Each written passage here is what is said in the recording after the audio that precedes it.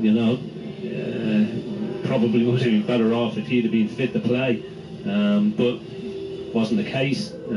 So we've got to make do. But yeah, you look at what they've got: Townsend, Zaha, pace. You know, they've got pace. IU, for me, blows a little bit hot and cold. But Van Aanholt, pace at left back. The young boy, Wan-Bissaka, he got sent off here against Liverpool. He got sent off against, and seen him on the night. First time I'd seen him, looked a good player. Like to go, like to play. But yeah, they've got good players. But you look at it and you think, does it really frighten you? You go, no. It's no point worrying about them. I think we've got to worry about ourselves and our own application and how we go about it. I think if we do things right, you know, we've got to work as hard as we always do. I mean, the one thing that... This phone on. Look at it. It's froze. It's always That's all it does. decent. So they've got to do exactly the same thing again today. But looking at that Crystal Palace side, you wouldn't say it frightens the life out of you. BBC Newcastle radio for the North East. 3 changes for Newcastle. Shelby, Kennedy and Rondon come into the side here at a wet Selhurst Park. It's been raining all day. Grey skies overhead. 3 o'clock kickoff. We'll be hearing from Jose Perez before the game gets underway. And if you've got any thoughts on the team, when we head back to the studio in about 10 minutes to get an update on what's been happening so far and look at all today's other fixtures from Michael Hamilton. Send us a message, tweet at BBC Newcastle or put BBC at the start of a text and send it to 81333 and we'll try to read out as many of your comments as we can. And remember, we have a post-match phone-in between 5 and 6 which will feature dressing room reaction from a Newcastle United perspective. But we can hear a little bit more now from Rafa Benitez. He's been telling us why John Joe Shelby didn't feature against Arsenal a week ago. Yeah, we know that, we knew at this time that he was carrying an injury and then he was trying to be fit and he was pushing really hard. So it was a big risk to play him and then maybe because he's this way, he will give everything, he has to do it. And maybe it will be more dangerous because he could be injured for a long time. And we didn't want to take the risk. So he was there, if we needed him, he could help. But the way that the game was going on and the intensity of the game could be a problem, so we decided not to use it. When we spoke last week, you talked about the players needing to mentally manage the current situation. After a really tough start and some difficult fixtures, where do you feel they are at in terms of their mentality and their level of confidence? I think they are fine. So the way that this group trained is just quite good. And you can see the intensity. This week we were training very hard the first days.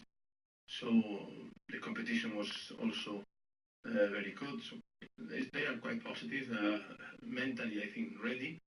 And obviously, if you win, it will be easier to send the message across. But at the moment, they are fine, and hopefully we can start winning. Whenever Newcastle and Sunderland play at the same time, the away game will be on FM and Freeview channel 719, and the home game is on DAB and AM. I see my phone's working. Slowly. And that's Rafa Benitez, who we spoke to at Newcastle's training ground yesterday. The start to the season, the fact it's 1 point from 5 matches, I think has to be viewed in the context of who they've played so far. And I think we said this last week, didn't we? If we sprinkle the results against Spurs, Chelsea, Manchester City and Arsenal across the season, probably doesn't look so bad. They've all been together, separated by the Cardiff draw, but they haven't been battered in any of those games. The goal difference is good. That's what's keeping them off the bottom of the table, above Burnley. But sooner or later, they have to record a victory. And the longer this run goes on, the more you would fear for them, wouldn't you? Because once you get into a habit of losing games or certainly not winning them, it's very, very difficult to get out of that. It's to get out of that negative spiral, I suppose. Without a doubt. You know, it's you need to start picking points up somewhere. Although people will look at it and think and say, well, hang on a minute, we beat Arsenal last year, we beat Chelsea last year, by being positive against them. And you go along with that to a degree, but Chelsea had a cup final the following week. They weren't firing on all cylinders. There was an awful lot going on at Arsenal at the time as well. But we haven't been bothered with any of these sides. You know, we've lost by the odd goal in 3 in all of them games. But we need to start picking up points now. You know, we can't want to go, oh, we played top sides in our opening 5 games. Right, they're out of the way now.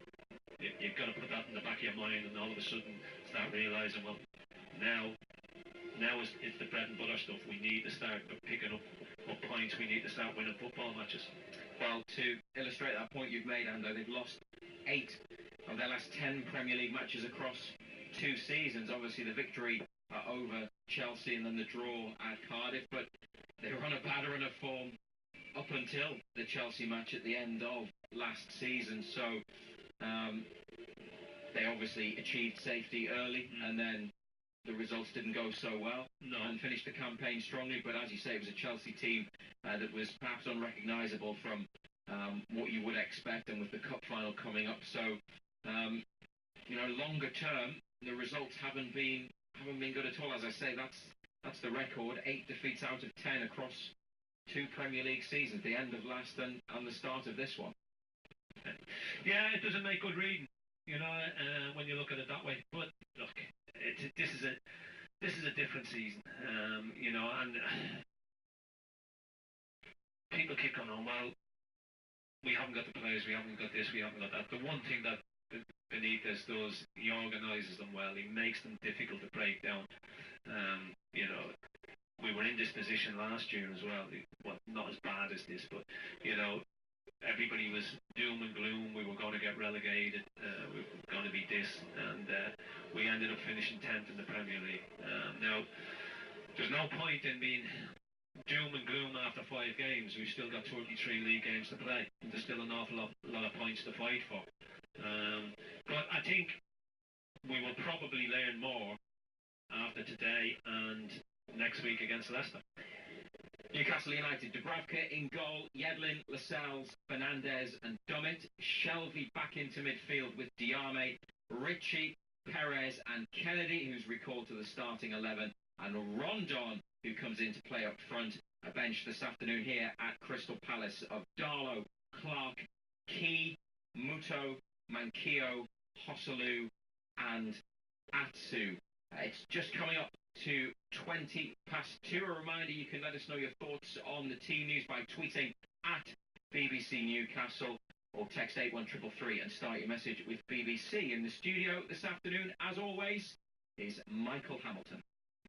Afternoon, everyone. Let's get some reaction to the team news this afternoon. Then starting with Newcastle United, Dan says, good to see Rondon and Shelvey, and hopefully Kennedy has a good game. Away the lads, let's get the win. And Matt says, finally, big lad Rondon is starting. Shelvey back, Kennedy back, Fernandez alongside Lascelles, and then puts those high 5 emoticons, little picture of the hand. So Matt's a happy man. On Sunderland, Maja Man, whoever he is on Twitter, asks, are we sticking with 4-2-3-1 or have we gone to 3 at the back? Maguire and Hume as wing-backs and Gooch and Honeyman playing centrally behind Maja? Question mark. Could be a flexible lineup. He suggests, well, knowing Jack Ross as we do, yep, he likes a flexible lineup.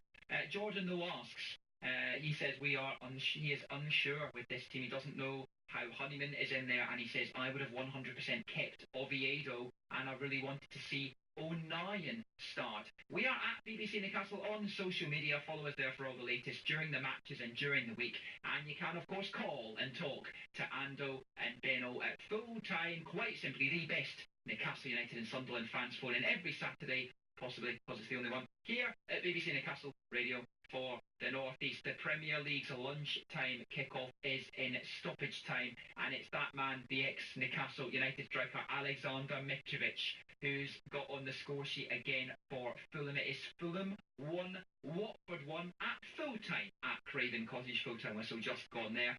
So Watford, who'd started the season so well with, I think, 4 straight wins, and beaten by Manchester United last weekend, but they have been held to a 1-1 draw at Fulham. Newly promoted, of course, Mitrovic, the equaliser after Andre Gray had put Watford in front, and they've only just come up from League One, but Wigan are up to third for now in the Championship. They beat Bristol City 1-0 last night with a goal from the former Manchester United midfielder Nick Powell. Also this afternoon, big weekend for lots of our non-league sides in the FA Cup, and our featured match this afternoon is in Concert. 6 wins out of 6 for them in Northern League Division 1 this season. So BBC Newcastle's Paul Dixon at Bellevue. Will Concert fancy their chances of an upset at home to Warrington Town this afternoon, Dicker? It'll be a tough game, Michael. I've just arrived here. I'm delighted to come to Concert when we're not winter time, as you would say, but it's a beautiful day and a cracking day for football, Michael. Warrington going really well in their league, high flying, and they're playing for big money today, Michael. £9,000 for the winning team. But Concert on a high at the minute.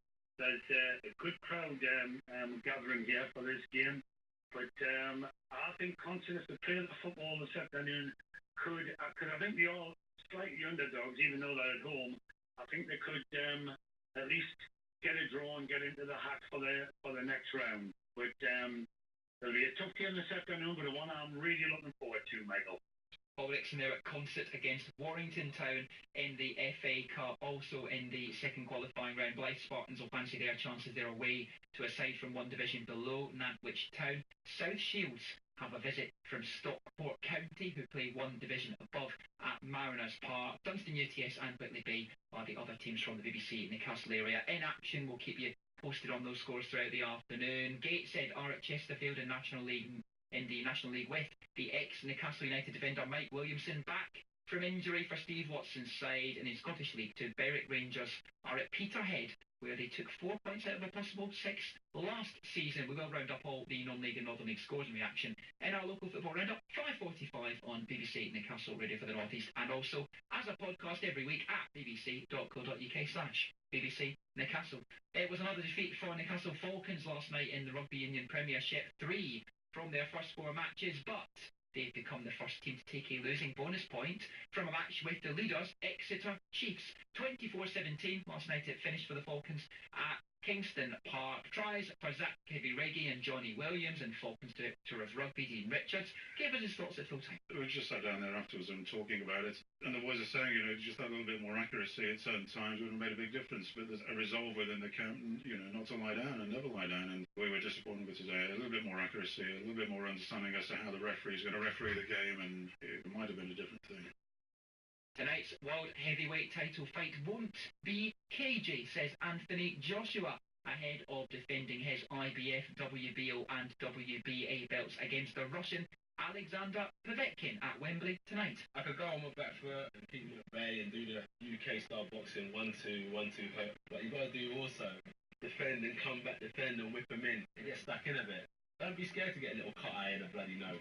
Ultimately, you're there for a fight, and ultimately, you've got to go through that to get a victory against someone like Povetkin. So I'm willing to kind of do what it takes.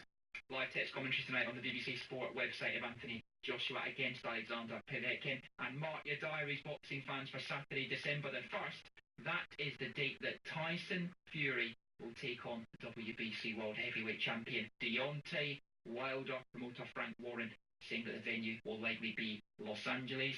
Newcastle Eagles are off to a winning start in the new basketball season. They beat Cheshire Phoenix by 70 points to 65 at Sports Central last night. You can hear a fascinating in-depth interview with Eagles player coach Fabulous Flournoy. Yes, that's his real name. Just goes by Fab most of the time though. That was on Total Sport Extra last Thursday night. You can hear it again on the BBC iPlayer. And Newcastle Diamonds are out of the Speedway Knockout Cup, beating 61-29 at Workington in their quarter-final second leg last night. So 111 to 69 to Workington on aggregate. Next, back with more build-up ahead of our 2-3 o'clock kickoffs on BBC Newcastle this afternoon. Crystal Palace versus Newcastle United in the Premier League with Matthew Raisbeck and John Anderson. That's on our FM frequencies and Freeview channel 719. Nick Barnes and Gary Bennett will bring you Sunderland versus Rochdale from the Stadium of Light on DAB Digital Radio at 14:58 AM.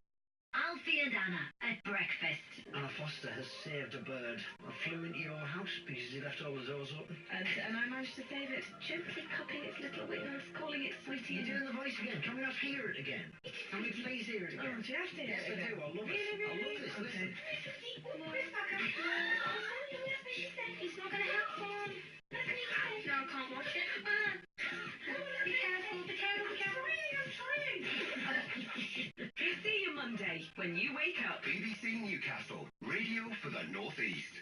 North East Sport. Matthew Raisbeck and black and white legend John Anderson. BBC Newcastle, radio for the North East. And good afternoon again from Selhurst Park. Newcastle United line up like this against Crystal Palace. Martin Dubravka in goal.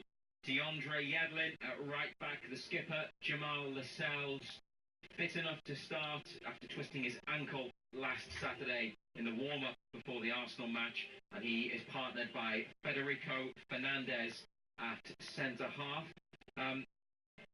Quickly, I know on Fernandez, before we continue with the rest of the team, you've been impressed so far. Yeah, I think he's done well since coming in. I think he reads it well. He passes it well. He's got a bit of pace about him as well. I know he gave the free kick away against Arsenal last week, and it was a silly free kick to give away. But I think his overall game's been decent. I think he's come in, he's settled in well. Paul Dummett at left back. This will be Dummett's 148th appearance for Newcastle, so very close to 150, obviously, and I'm sure he'll be delighted to reach that particular milestone. I'm not sure who the last player to come through the academy and play so many times for Newcastle would have been. Probably Shola, Amiobi, Aaron Hughes before that.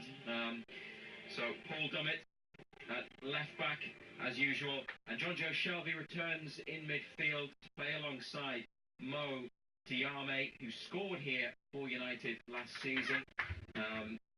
Came from a Kennedy corner that was flat, and I think took a touch across goal, and he went straight across goal and side-footed it in to the goal to our right, the Holmesdale Road stand and two-tiered end here at Selhurst Park. And on the right-hand side for Newcastle today, Matt Ritchie, Kennedy starts on the left, Jose Perez behind, Salomon Rondon up front. Hearing from a lot of supporters at BBC Newcastle on Twitter, and remember we have our phone in afterwards where you can discuss the game and any other Newcastle United or Sunderland topics. Pleased to see Rondon start. Hosselu scored 2 goals this season, but we know he is not particularly popular. He got 4 last year, the Spaniard. But if you look at the stats and compare them in terms of goals or games to goals ratio, Rondon, Hosselu, and include Jose Perez in there, Hosselu has played 37 times for Newcastle and scored 6 goals, so just slightly more than 1 in 6. But Salomon Rondon, over his 3 and a bit years in the Premier League, Ando, it's not that different. Yeah, 26 games he played last season. Started 26 games, scored 7 goals. Season before, 38 games, 8 goals. Season before that, 24 games, 9 goals. So why not watching? Down. He So, started the money. in 8 now, and then there was 7 last season. I just don't want to. I mean, he's I can watch it downstairs, but I can't be on the camera with me. 21 goals. You know, it's a good return at international level. So the much of a muchness, you know, and people say, oh, well, Rondon will score goals, but, you know, he's not prolific, or he hasn't been prolific, at West Brom. And even Jose Perez, who was Newcastle's leading goal scorer last season, and who we'll hear from in about 10 minutes here on BBC Newcastle, scored 8 Premier League goals, got 2 in the Cup as well, so that that is more than Rondon did for West Brom. Now, West Brom were relegated. They had a bit of a spell at the end of the season when they looked like they might pull off another great escape, but they couldn't manage it. So there's a lot of love for Rondon. I think a lot of expectation on his shoulders as well. But that may be because he's not Hosselu and he's not Perez. Yeah, and I think the fact that it was a new face. Are you watching it, Christopher Brown? People aren't. Or are you just looking for streams that people are watching it? With the forward players that we've got, you know, they don't think they're up to it. Bringing Rondon in, and to be fair to Rondon, he's come in, and the guys we've seen him in, he's big, he's strong, holds it up, brings people into the game. We need to get people in and around him. We need to make sure that players get close to him. I think Hosselu was. I don't think he's been as bad as a lot of people have made out. I think his work rate's good. I know he's in the side to score goals predominantly. That's why forward players are in the side. They're there to put the ball in the back of the net. But as I say, you look at Rondon's record at West Brom in the 3 previous seasons, and his goal scoring record isn't great. It's not prolific. Rafa Benitez, you would expect to defend his players, and he will always point to the stats, and the stats, everything other than goal scoring, say that Hosselu does a good job for the team. Aerial duels, interceptions, pass completion. For a player that cost £5 million from Stoke, remember, Rafa Benitez, I think, is satisfied with the other aspects of his game, but of course he knows that he's not the answer to Newcastle's goal-scoring ills, and I think Hosselu himself would admit that. But Salomon Rondon is the man who has the chance from the start today, leading the attack, and the bench is Darlow, Clark, Key, Muto, Manquillo, Hosselu and Atsu. No Murphy in the 18, he started last week. No Hayden in the squad today. He also began the game against Arsenal. Key, who had a long trip back from international duty before the match against the Gunners 7 days ago, and Christian Atsu both coming to the squad. Before we move on, a lot of Newcastle fans today looking at social media are talking about Kevin Keegan, because his book, which is released at the start of next month, is being Jeremy, how's it going? in the Times newspaper. A lot of stuff in there today about Kevin Keegan's second spell at Newcastle, which ended 10 years ago, and some thoughts from Keegan on the way the club was run then, and the people who still remain in charge of Newcastle United, saying he has no desire to be associated with the place for as long as this continues, but he will gladly return when they have gone. He speaks a little bit about Watching it on the telly, are you, or policy. just listening to it on the radio? A decade ago, wanting to sign Per Mertesacker, but Tony Jimenez, who was a director, briefly. Well, you got the BT Sport, and I've got it downstairs, but I was like, I can't get my camera down there, can I? Modric, as Kevin Keegan tells it, and Yeah, just on the radio. I was not on the BT the other day. It was just on the Sky.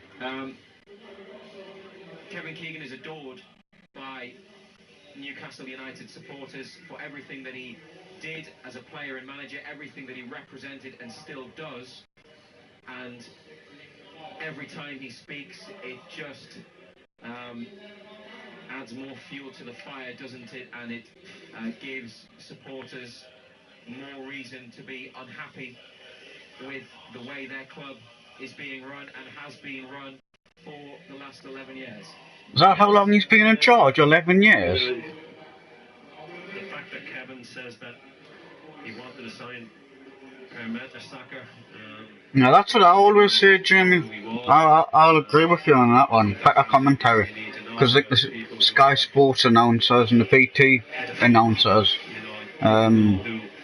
sometimes they kind of pronounce the names properly and that, and I don't know if they've actually played football themselves or not, you know.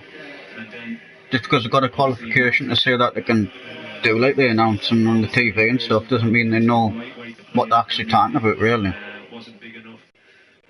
But when you swap your provider over, do you think you can get? It obviously had somebody in charge of. I don't know how it works. If you get your extra provider, if you get your other provider, will you still be able to get that subscription for the sports, or is it just Sky only on that one? I haven't absolutely no knowledge of the game whatsoever. Yeah, Kevin Keegan says. But I 64 quid then plus a 15 quid now. Nobody has. What you getting, like Told me I am banned from St James's Park. He does make that. a gig a second or something? He Like? says sometimes you know when you are not welcome, and it's been apparent for almost a decade that as far as the people at the top of the club are concerned, I will always be persona non grata as long as the Mike Ashley regime remains in place. That may be something that you want to talk about later on BBC Newcastle in our phone in between 5 and 6. Remember, Total Sport is on every weekday evening from 5:30 when you can ring in and talk to former players. No, but what I'm saying, Jamie, is can you get?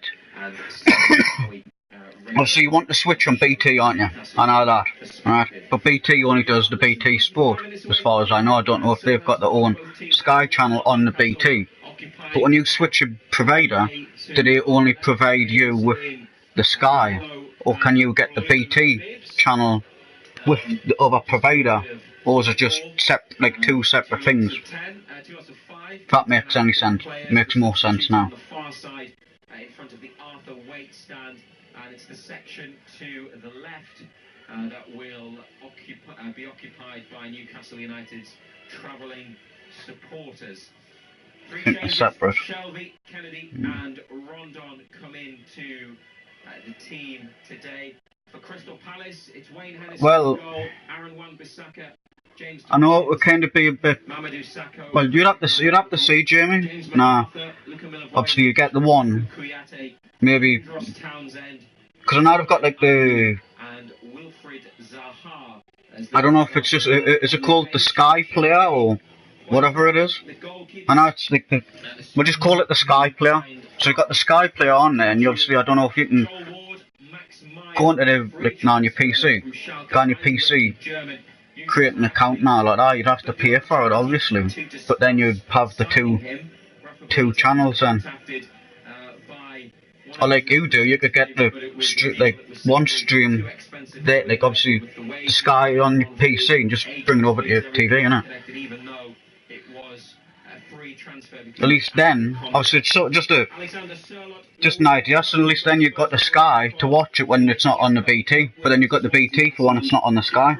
Left-sided player formerly of Leicester, Martin Kelly, a defender who Rafa Benitez gave a debut to when he was at Liverpool 10 years ago, and Jason Punchin. Wilfried Zaha has been making headlines in the last week or so. The Crystal Palace striker, who's been on target in 7 of his last 10 Premier League appearances. He was one of the 5 most fouled players in the league last season. That has continued into the new campaign, and Zaha feels he's not getting enough protection from referees. I feel like before anyone gets a red card, I'd have to get my leg broken or something. Which is why I lose my head, because it's like some of the yellow cards, like against Watford, the guy stood on the back of my calf and still a yellow card. It's like, why am I getting different treatment to other players? So yeah, I just don't understand it, and it's every week, every referee. So I don't know what to say on it anymore. What can be done about that? I don't know. I tried to speak to referees, but I don't know. Maybe tell my captain to get around him before the game or let him know something, because there's nothing I can do anymore. Obviously, it's hard because obviously you can't. It doesn't make. No, I didn't know what was going on. I put that first, German. Someone will come through the back of you or do whatever, and you'll get injured. Wilfried Zaha there expressing his concerns. The referee today is Andre Mariner from the West Midlands, who sent John Joe Shelby off on the opening weekend of last season. Newcastle don't have a great record when Mariner has taken charge of matches in terms of cards and results. So I think there are some concerns. Right, Jeremy, now if you ever have any like John Anderson. if you ever have any like small pictures and all that, now how I've got like the Shearer one up there, if you've got a couple of them, Now how you've got your one with your shirt. I think you've got two of them, I could be mistaken. But there's a place in the Metro Centre that, like, I could take now my Brunel shirt, I could take that in there, in like the brown nail plaque up there, in like the Shearer one, and would put it into like a bigger frame. He's going to be felt more than other people. You get it, pass it, you pass it quickly. He likes to get it, he doesn't like to pass it, he likes to run with it. He invites those challenges. So that's what I was thinking about doing. Well, I was just thinking about it, like, but now, like, me, like, only, not all of them, like, obviously, not like that one and that one, but, like, the match programs and the pictures and that, I want to now put them onto, like, a bigger frame, like a big frame, so, and I'd all spaced out at the minute, whereas if they're on a big frame, then I'd have more room to put more stuff on the wall, innit? But I cannot remember the actual name of it, Jeremy. First time he goes down, first tackle that goes in on him. It's going to be a roar from the crowd, isn't there? Yeah. So that's where I got me.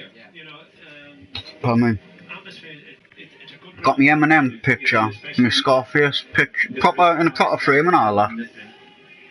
They've got you pinned back. The noise levels are excellent.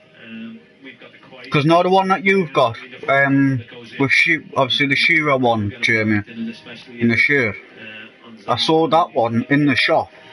I was like, yeah, I want that. Because it was the first time I'd seen it when, obviously, the one that you've got. And I went to obviously the shop. I was like, yep, I'll have that. How much is it going to cost? She's like, that one's not for sale. That's just the one. That's like a. We're using that one as an example, but that's one that someone's brought in the things for us to make it into that. When Steve McLaren was in charge, they took the lead that day, didn't they, through Papis Cisse, and then let 5 in. At the other end, Newcastle, and the 1-1 draw here in February. Take now you can. Well, I don't know if it's still the same, but now years ago, Jamie, you go into the Newcastle shop and would have the cardboard cutouts of the players. So my uncle, he's got cardboard cutout, like a big life-size, like cardboard cutout of like giving Shearer. So I was thinking maybe even trying to get that into like a big frame. Now, make it look as if they're in like I don't know, have it in the background as like obviously the pitch, but now the way like they lay it out looks as if like they're on the pitch themselves. Record in London. It's BBC Newcastle Radio for the North East. Just another reminder that if you are looking for... No, we're not looking for a similar match, so... Rochdale this afternoon. Rochdale. On DAB. I'm gonna get beat on, 19:58 AM. We split our frequencies when Newcastle and Sunderland are playing at the same time, and as the home fixture, the Black Cats are on DAB at 14:58 AM with Nick Barnes and Gary Bennett. No, I probably have, because it's costing too much money, innit? To stick a picture of the player onto a bit of cardboard. Fixtures at the start of the season. That didn't help us out, but still it's the beginning. You got your Rochdale shirt on, Jeremy. This is not a situation that we like, but we got many games to play, still a long way to go, so the team hasn't done that performance as well, so the team has done quite well. At the end of the day, you are playing against the top sides. Obviously, you can win them against them, but it's not easy. So we couldn't get any points against the top sides, but now it's time to start getting points in the important games against the teams of our league. And start climbing the table. We got a good squad. We have been together for a couple of years that can help us out. And that's the idea. Keep going in the same direction. Took us to where we are, and hopefully it can bring some success. And is that an important point? Yeah, but mate, at first I thought you said you're going to put some washing in your cuppa. As last year, But I'll catch you when I get back, man. Good mentality, and you showed last season that you could do it. So, because of that, you can do it again and pull away from the bottom of the table and have a good season? Yeah, for sure. We got a good squad. Young, always with the mentality to improve, and we have to take advantage of that. We have done in the last season. That's over, is the truth, but that means we can do it. So now is the time for that to get ready and start getting points. It's the important thing. Sometimes you are not gonna able to play as good as you wish, but the points are the most important thing in a league like Premier League. And for a player like you, an attacking player, will matches against Crystal Palace and Leicester suit you more because Newcastle may have more of the ball and be more attacking and more positive? Yeah, looking for more chances against the top side. You feel obligated to defend as much as you can and then take your chances. You are not going to have many. Against this team, you might have more chances, more opportunities to score, and that's the idea. Our strikers, that's what we got in mind. We have to start scoring goals. That's the way to help the team and personally as well. I can't wait to score my first one. Normally it's the hardest one, and get back to the business goals and hopefully helping the team win. And you did it last year. You were the top scorer, and you scored a lot of goals in the championship as well. So you personally, how much do you have to build on in terms of contributing by being one of the main attackers in the team? Well, I already have it in my mind to be able to pass that record of goals.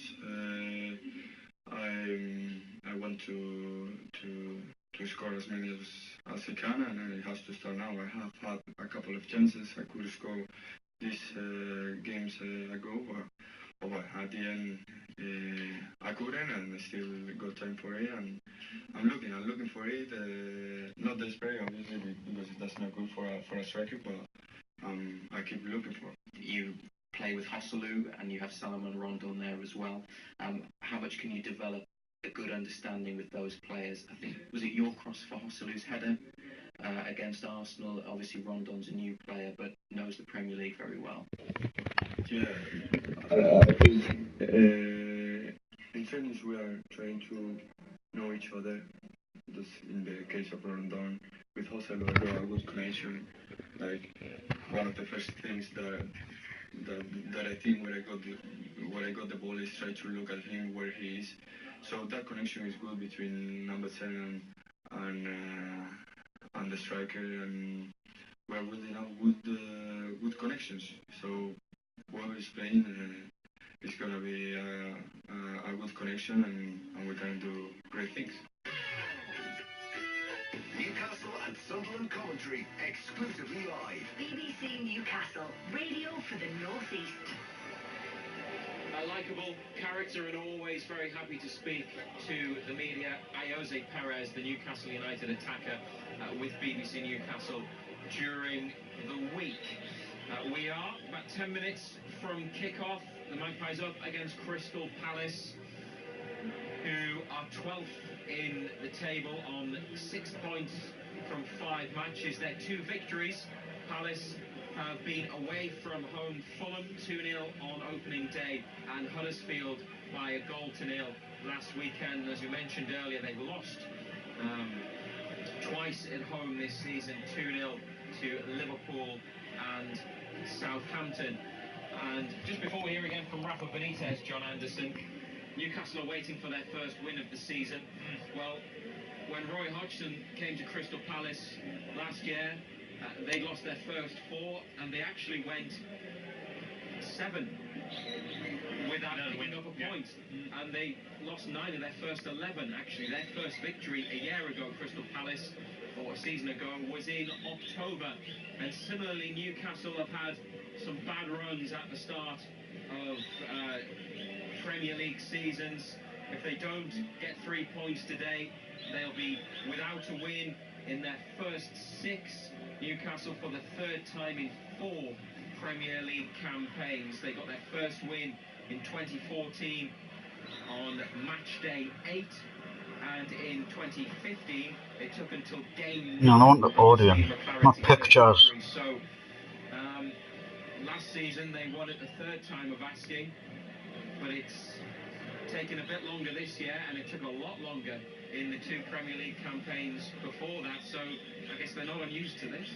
No.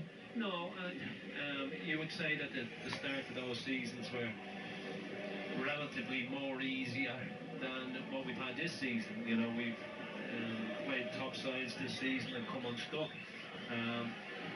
But look, it is what it is. You've got to play these sides at some stage of the season. Can't keep harping on about them. They've gone. They're in the past. We need to now concentrate on the games that are ahead of us, and look to start picking up Premier League points, because the longer it goes without you picking up a win, the more difficult it becomes, because you made the point earlier, Razor, about what it does to confidence, what it does to self-belief. So we need to get a win, and we need to get it very soon. Newcastle United with 3 changes. Shelby, Kennedy and Rondon all start today. What does the manager, Rafa Benitez, believe the key is to getting a result? It's just to work in the way that we did so many times. Right, Jim, I'm going to send you the link. Now that shop I was telling you about that does all like the pictures and all that. I didn't realise that they're on the website. So if we work with this intensity in defence and determination, when we have the ball, we will have more chances against any team, but especially after all these features against the top side, that you will be a little bit closer to this team. I don't say that we are better than anyone, but at least you can be a little bit closer, and if you do things right, you will have more chances to win. And Crystal Palace, they have a lot of attacking talent, don't they? Townsend, Zaha, I know Benteke's injured, but dangerous players. And last season at Selhurst Park, they gave you a really difficult game, didn't they? So it may not be one of the top teams, but still a very dangerous opponent. Yeah, for sure. I think it was a good game. We did well. So put in picture place at the Metro Centre, and it brought up the Odeon first. It's like, I'm not an Odeon. 15-20 minutes. Doesn't want to go and watch a film. So it was quite difficult for us. So we know that they have talent, and they have players with experience, a manager also with experience. So it will be tough for sure, but still we have the belief that we can get what we want, is to win. What did you make of Wilfried Zaha's comments last week about him maybe not getting enough protection from referees from bad tackles? And I guess that may apply to all players of his type, tricky, quick, dangerous attackers. Yeah, I think so. It's a surprise, because normally you don't talk too much about referees. And we have Andre Mariner that, as a referee, that we don't have a very good record with him in terms of red cards, but I think it's experience enough to manage the situation. So all the talented players with some pace, and they like to dribble, they will have this situation. So it's not for us to talk too much about that. It's for the referee to deal with the situation in the best way possible. I'm sure he will do it. Kennedy was on the bench last week. And I'm guessing as well, Jamie, if whatever they don't do on the site, right, they'd probably do it in the shop if you asked them to do it, you know. Or if you went along and said, look, you don't do this on the website, can you do this? Or you do this on the website, I'm thinking, can you maybe like change it to do, like, instead of being that way, can you change it like this? They'll probably say, yeah, that's fair enough. Whereas I'm guessing on the website, it'll be like, this is the way we do it. That's how you're going to get it. You can't really say you want that day or whatever, you know. Whereas rather you go into the store and say, look, this is the way I want it. That's the way they'll make it, kind of thing. A number 10 at a support striker? No, he's not a number 10. He's a striker. He can play between the lines, more or less, but he used to play as a striker and running behind defenders, or with a lot of mobility up front. So he was unlucky the first games, because we had to change system, and he has to play as a midfielder or offensive midfielder. Not his job, but still he did well in Cardiff. He made some good runs and then create the penalty. So I think it's a player who will give us energy and some good movements in attack, but the understanding of the game, the physicality of English football, and to know the teammates is something that Now they do some obviously small, obviously. is there. So Something like they'll do something like that. well in the training sessions. Something like that. I'm surprised that not actually reached it. Somewhat like obviously like the the team photo or big massive ones. I like you can get ones that go something at the side of the wall to probably like there. Like instead of being lengthwise it's no, height wise it's yeah. Instead of height wise it's lengthwise. I'd love to see them shut down because I think women's safety and welfare has to be paramount here. Now, so like when we won the championship, Jeremy, and all the players on the pitch, you can get a picture all spread out like I was saying from the water like there, all rather than having, because with something like that or that, there's only so much it can fit on before it looks all squashed together and that, innit? Whereas if it's spread out like that, you can get a lot more onto it. But I'm not sure how long it'll actually take them to do it.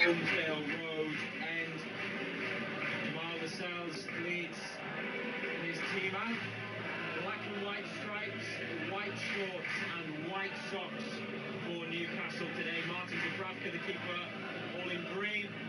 Crystal Palace, as we expect to see them at home with red and blue striped shirts with yellow trim, blue shorts with red trim, and blue socks. The Palace players walk down the line. Quickly run back. Players high-fiving, shaking hands. The officials there in bright yellow shirts, black shorts, and black socks. Andre Mariner, the referee, as we mentioned, sent off John Joe Shelby last season, but his last Newcastle match, Mariner, was the 3-0 win over Southampton at St James's Park in March, and what an important result that was in Newcastle's season last year. The fourth official today is Gavin Ward, and the two assistants are Scott Ledger and Simon Long. Newcastle's players run across to and applaud the 2,900 away fans who are in the section to the left as we look of the Arthur Wake stand on the far side. I say as we look with an obstructed view, John Anderson. Yeah, not the greatest view of the world. Several teams keeping this main stand up, and indeed the media facilities, which is a separate box built at the very back of the stand, just underneath the tin roof. Yeah, I mean it's a bit archaic this stand. It's a throwback, there's no doubt about that. I think this is the stand they're looking to knock down, isn't it, and redevelop. And you would say that it wouldn't be before time. Crystal Palace, Wayne Hennessy in goal, the Welsh international, 6'6" tall. He's in orange this afternoon with black gloves and white boots. Aaron Wan-Bissaka, young right back. James Tompkins, Mamadou Sakho, and Patrick Van Arnholt as a flat back four. James MacArthur, Luka Milivojevic, the skipper, and Cheku Kouyaté, the three in midfield. Andros Townsend, Jordan Ayew on loan from Swansea, and Wilfried Zaha in attack. Vicente Whitehead, the keeper, Joel Ward, Max Meyer, Alexander Surlock, Jeffrey Schlupp, Martin Kelly, and Jason Puncheon are the substitutes. The rain is hammering down here in South London. Players and the mascots, the several Crystal Palace mascots on the pitch getting absolutely soaked. Newcastle United Chicky fuck. into a huddle. Of course I've used Uber. I thought you said Hoover. And say cheeky fuck, of course I've used a Hoover. No. But no, I haven't used Uber, man. Or Uber, or however you pronounce it. Premier League account for the club today. The bench: Carl Darlow, Kieran Clark, Ki Sung Young, Yoshi Muto, Javier Manquillo, Osalu, and Christian Atsu. Palace are going to kick us off, Ando. How are you feeling? I think it's a tough one. It's a tough one to call. The rain is absolutely down, as you say. I think we've got to go for it. I think it's a game that we definitely have to get something out of. And we're underway. What about you said? Are you used in German? For the North East and NUFC TV. this. Kicked off, played it back, gone forwards. Newcastle win it, and now have it through Ritchie in the middle of the home team's half. And Newcastle going from right to left as we look.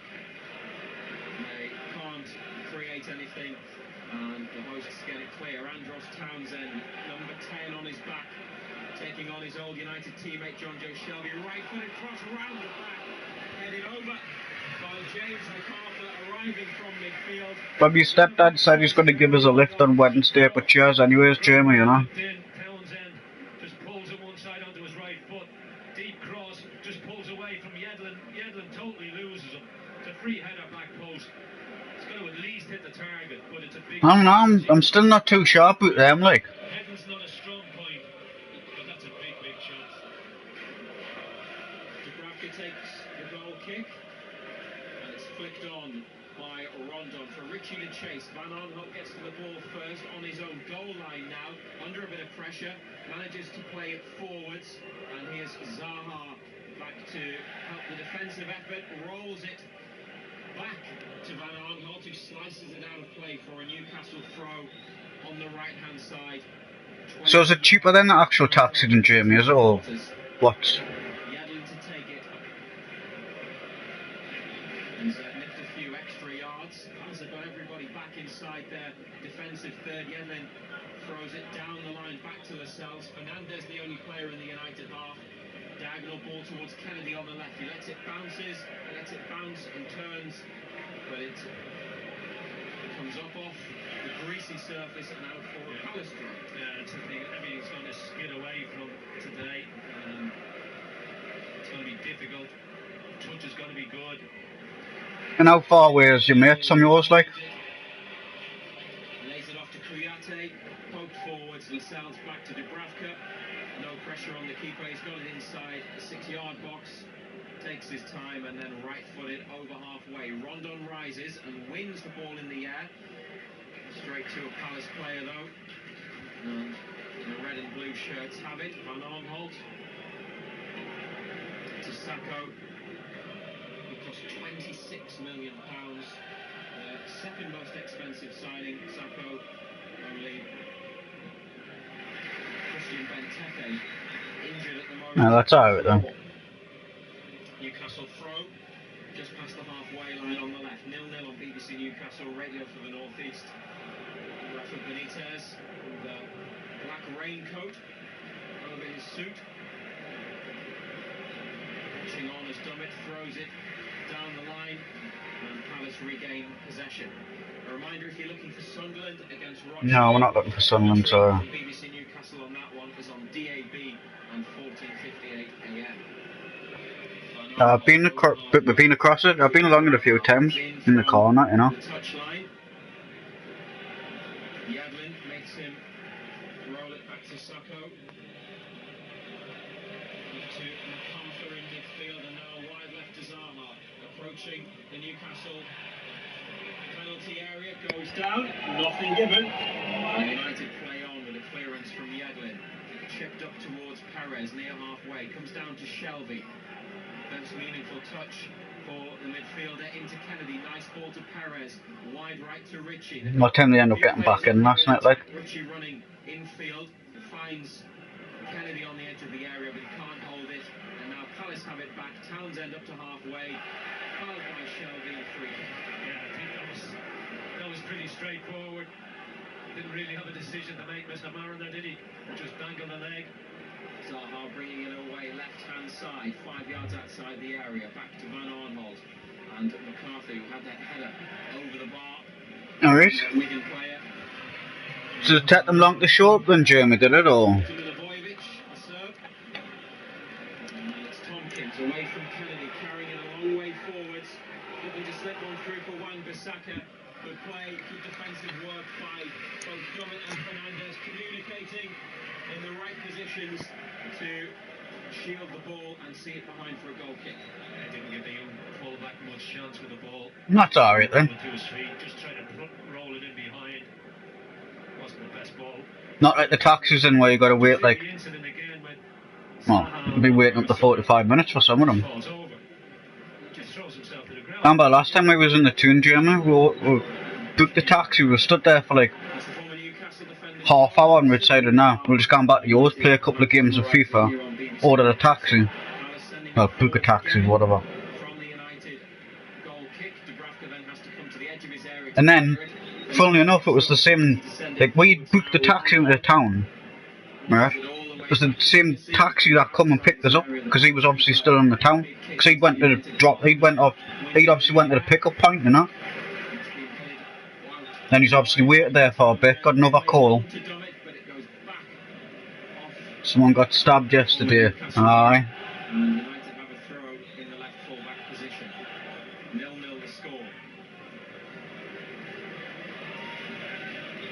No, we just got to the end of the match and it's like, well, went to penalties and it's like, right, taxis outside. Back to the keeper. Nice ball by Dubravka. Curls it around a Palace player and finds Yedlin wide right. Diame now looking to switch it and it has. Got to have been at least, what, 2 years ago? Yeah, year and a half ago, something like that. Nearer halfway than the goal. Diagonal ball towards Yedlin. Perfect weight of pass. Yedlin looking for the 1-2 with Richie. Richie's return just a bit too strong and it's a goal kick. Yeah, unlucky. Zaha's just let Yedlin run off and got ball watching. Didn't stay with the runner, unfortunately. The ball from Richie just had a little bit too much pace on it. Even with Yedlin's pace, he couldn't get there. Patrick Van Aanholt, £14 million signing from Sunderland. He is getting some stick. He's having to play that first half. Certainly defend in this first half next to those Newcastle fans. Hennessy with the goal kick. Lascelles wins it over the top of Ayew out on the right hand side and a throw in inside the Crystal Palace half. So did you stream this morning, Jamie, did you, or did you not bother?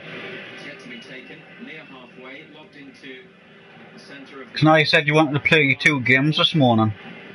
And Wan-Bissaka, all along the floor, cut out by Fernandez, who read it well. Dummett now, Fernandez, back to Dummett, Newcastle. In a bit of a corner here, but they've worked their way out of it. Kennedy wins the throw off Andros Townsend, a player Rafa Benitez was really keen to re-sign in the summer. He's been keen to re-sign him pretty much ever since he let him go to Palace after Newcastle were relegated. MacArthur tidies up in midfield, plays the ball back to Tompkins. We await the first goal here on BBC Newcastle Radio for the North East. Pardon me. Palace in possession. Wan-Bissaka to Townsend, Kennedy and Dummett with him. Kennedy intercepts, and now it's Perez on the left-hand side. Tackled by Wan-Bissaka, who gave the ball away, but has recovered to regain possession for his team. And they have it through Sacco just in No, so probably Wigan D. So you're going to stream later on, or you're not going to bother, just play the game, or... There is a rumour that Mike Ashley is here. You can probably work out that the Newcastle fans are singing about the owner. Television cameras haven't yet picked him out for us. We do have a replay screen, so we've not seen him. We've not been able to check whether he is here, but there is, as I say... So you can go to the away match. Well, I suppose that's the first away match, or the first match you've been to for how long? He doesn't even go to the home matches, because he knows everyone's going to do him in. Huge chance. Huge chance. He's just passed it straight into the arms of the keeper. I think it's the skipper who gets Cotton. He pinches it off in the middle of the park. He'd probably save a lot of money. He'd probably save a lot of money if he just sold the club. You know? Needs to be more pace in the shot. Wan-Bissaka away from Kennedy, down the line for Townsend. Great sliding challenge from Dummett to put the ball out of play and send Townsend rolling. Throw in is 5 yards back from the corner flag on the Palace right. 3 in the box. Ayew near post. They get another throw.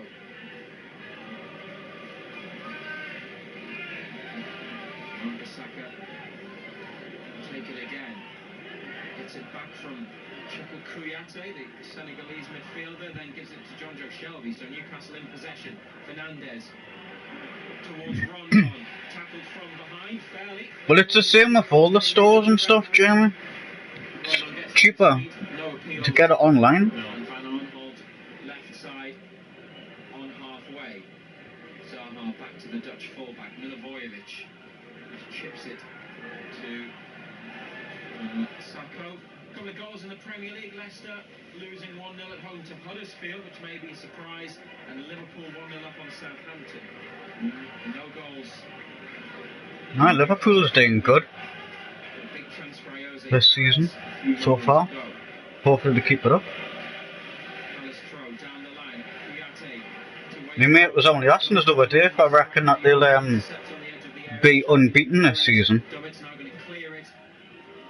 And it's towards Rondon over halfway. On his chest, Perez pushed in the back blatantly, and Andre Mariner has blown his whistle for a Newcastle free kick this time. Yeah, I don't think they're going to need too many complaints about it. Straight in front of the referee, double-handed, straight in the back.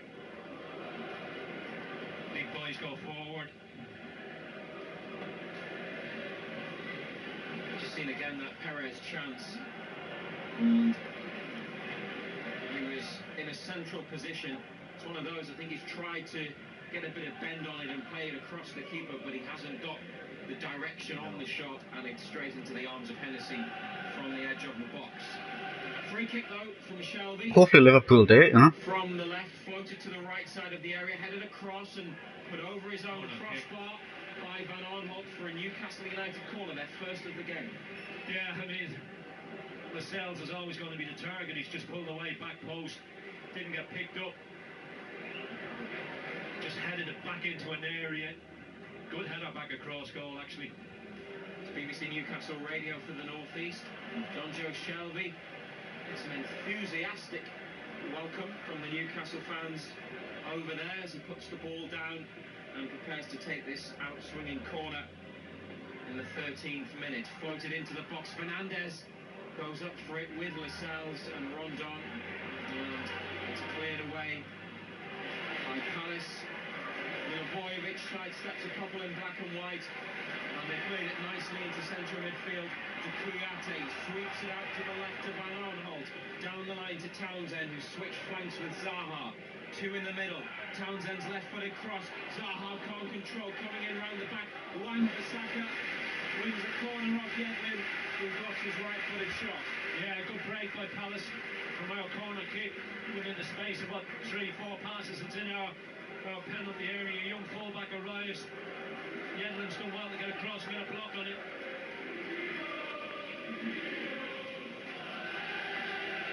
Milivojevic puts his left arm in the air. Newcastle have Yedlin on the front post.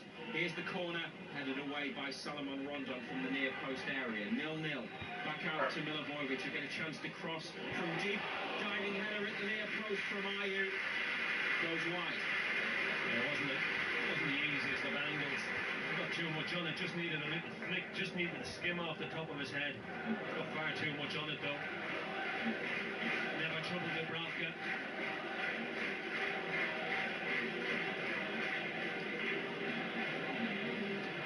Dubravka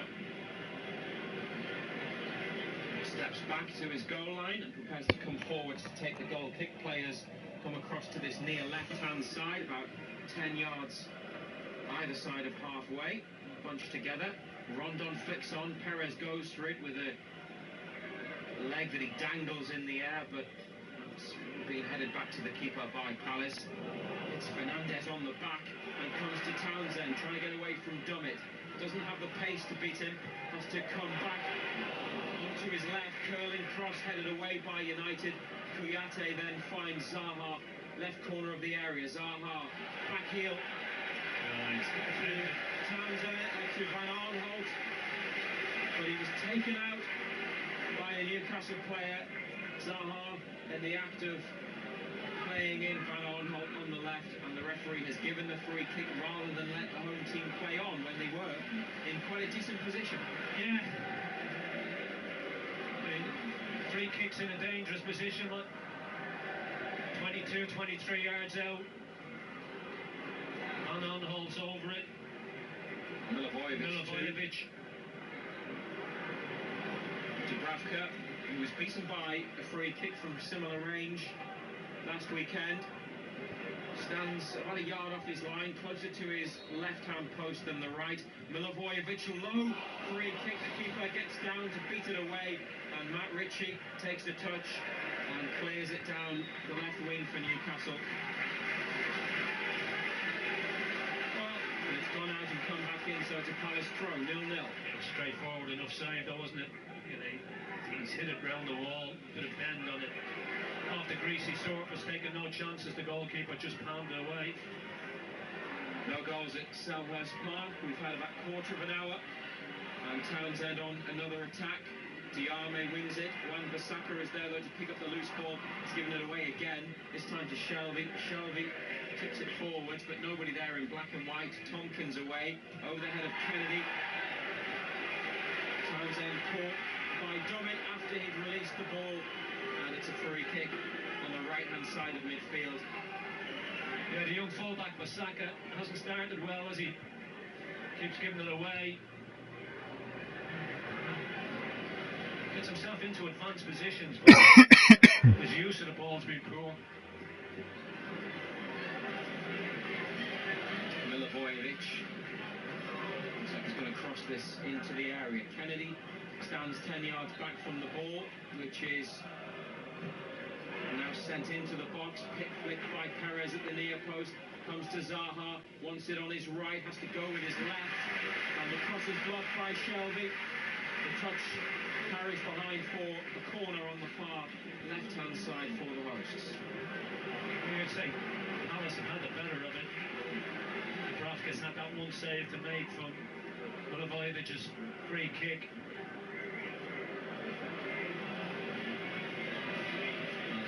Arthur in the 6-yard box, 4 players further back. It's an in-swinger. Good header by Federico Fernandez to clear the danger as far as Van Aanholt. Good 40 yards out now in a central position, chipped into the area, chested down there by Sacco. Kouyaté went with the inside of the right boot, went for the bottom right corner of the goal, but Dubravka makes a comfortable save. And he's had to throw it out because Palace have Sacco down just on the edge of the box, injured in the build-up to that effort from Kouyaté. It was a back pass, wasn't it? Really. Just put your foot through it. Just trying to place it. Comfortable save, Dubravka. It wasn't really in the corner either, was it? Rafa Benitez has got Jose Perez and Kennedy. The right side of the pitch now. And instructions for Perez as he has a drink and then gets back into his position. Crystal Palace return the ball to Newcastle. From BBC Newcastle Radio for the North East. It's 0-0 after 17 minutes. 18 minutes. Dubravka from the edge of the area. Over halfway, comes to Shelvey via Yedlin. Fernandez has it, has to go back to the keeper. Pressure from Ayew. Dubravka gets it off the floor. It's over the head of Yedlin, controlled by Van Aanholt. Diame plays it off the Dutchman. Gets Newcastle a throw in Palace territory. Van Aanholt's hurt. I'm not sure where the ball has hit him. Looks like it was in the face. Diame has gone to make sure that he's all right, so has the referee.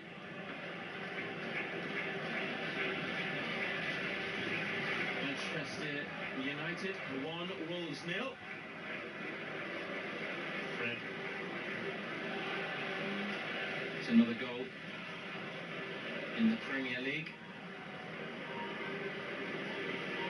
Leicester have equalised against Huddersfield, 1 apiece there. Goalless here, Fernandez.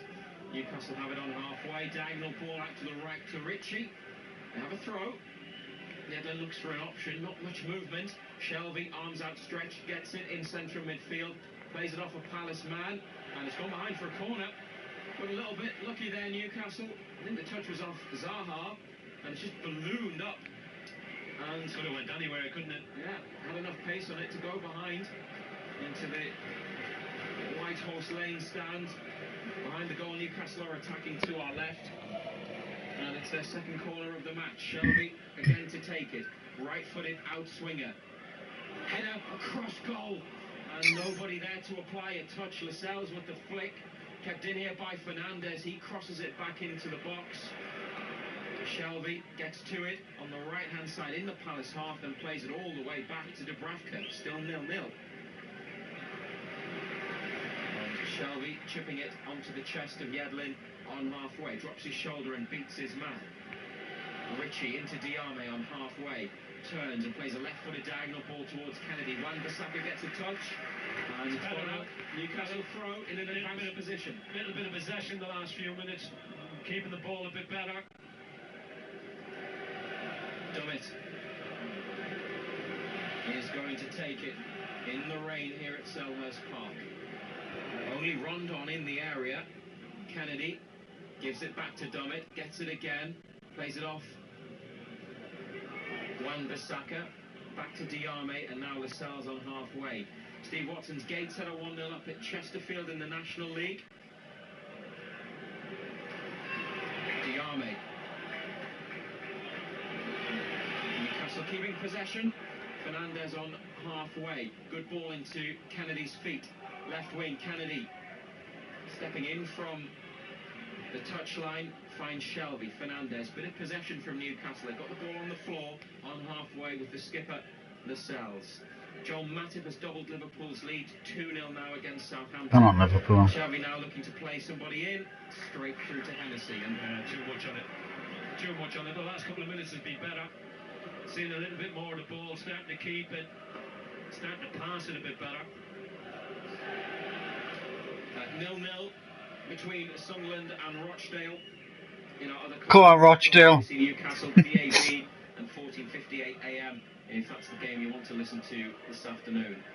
Tompkins back to Hennessy from the edge of the area. Rondon now going to put a bit of pressure on the Welshman. Gets it away with plenty of time to spare. Dummett heads it forwards. Diame on his chest. Down for Shelby. Sees Dummett in space. And now Federico Fernandez. Good ball chipped over the head of Zaha onto the chest of Yedlin. He gets a throw for United.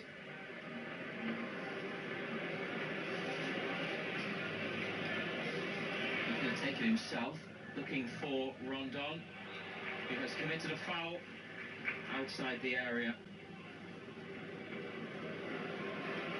Whistle blown by the referee.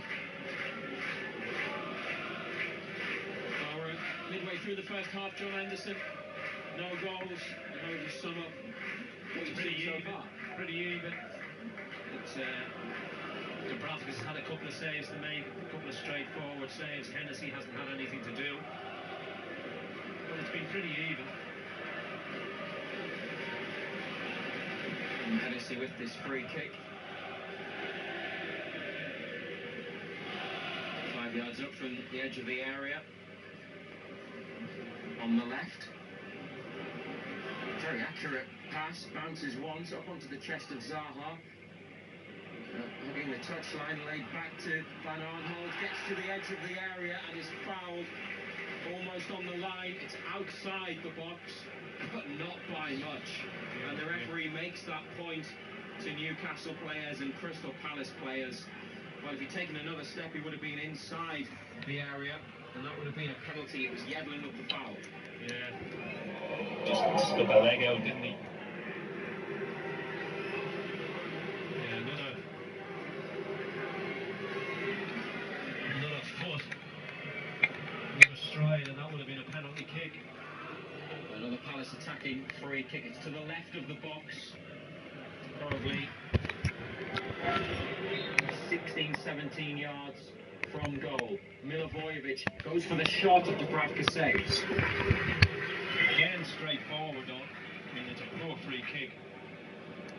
Just straight into the arms of the goalkeeper. Held it well, mind, coming off that greasy surface. Keeper puts it down. And kicks off the floor. Rondon. Flick on. Perez round the back. Can't get there. Fernandez now on halfway to Dummett. It's one of the worst ball in the world, that'll tell you. She turned into a decent ball, which Perez chases and collects, finding Shelby. takes a touch, and then left-footed finds Lascelles in a central position. Fernandez now gives it back to Lascelles and points that they need to play it out to the right. The skipper does that, finds Yedlin, back to Lascelles, and Rondon. Deep, lays it off to Richie. Are you okay? Yeah, I'm good. Thanks. Ball brought down on the edge of the area. And now Newcastle United have won a corner to Paul Dummett in a very advanced position in the box, almost on the goal line, playing it off blue and red shirt and behind the goal. What, you got the back from 10 seconds? Attacking intent from Dummett, who you may remember scored a winner here in extra time in the League Cup in 2014. It was a diving header. Hasn't scored too many since. It's 2.5 years since his last goal, but he's won a corner, and Richie is going to take it left-footed outswing at Lascelles at the near post. Again, got too much on it. Coming near post, just needs to flick it, comes off the top of his head, flies high over the top. Just needs to skim off the head, those ones at the near post. Just try and just help it on. Trying to get too much on it, goes high over the top.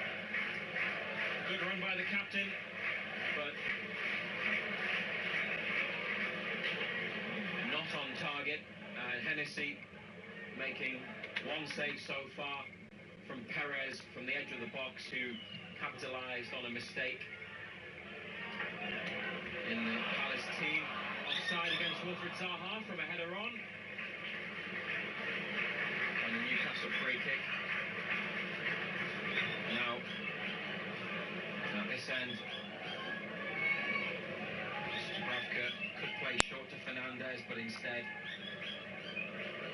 tells his colleagues to move up the pitch, and they do. And the Slovakian international is going to go long. It's 0-0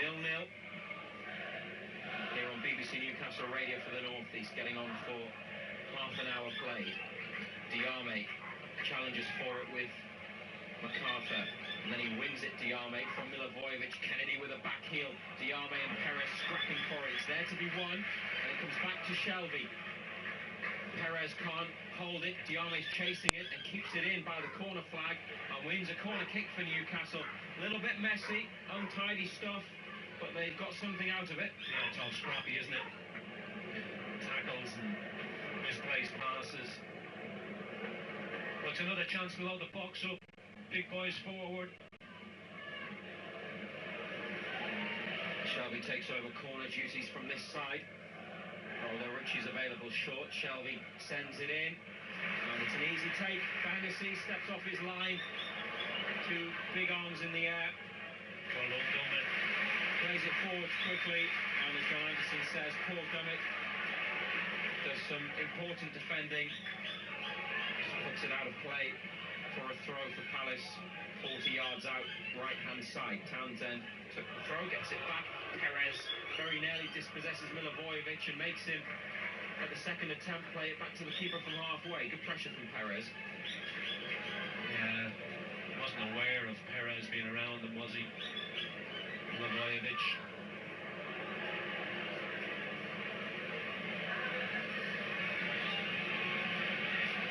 Sacco. He received treatment earlier, but is fine. Back to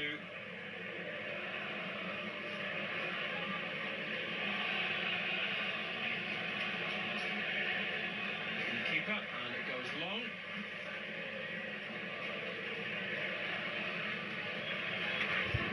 And now Newcastle through Yedlin, bring it away.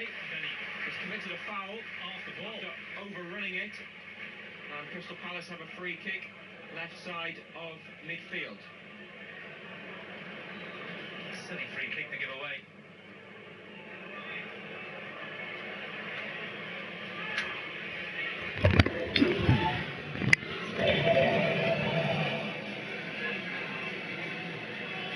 And the Newcastle defensive line is on the edge of the area. And Milivojevic again prepares to take. Right, Jamie, I've just made you a moderator there. I thought you were. Almost with one hand. I thought you were. I honestly thought you were. The area. He's saying something to the assistant on the near side. maybe it got caught. Unless that was on my that was on my Twitter account, not my Twitter, fucking Twitch. Sorry. Gets it back, gives it to Lascelles. Unless no, that was on the. And sends it long. Diame has won it on halfway. That was on the Ustream. That was. He drops his shoulder and gets away from his man. Shelby low ball to the edge of the box. Rondon laid off to Perez. Wide left to Because it was you and Epic. That was moderators on now. Come and throw your cap on it, he said to Hennessy. Good build-up play. Cheers. Appreciate that.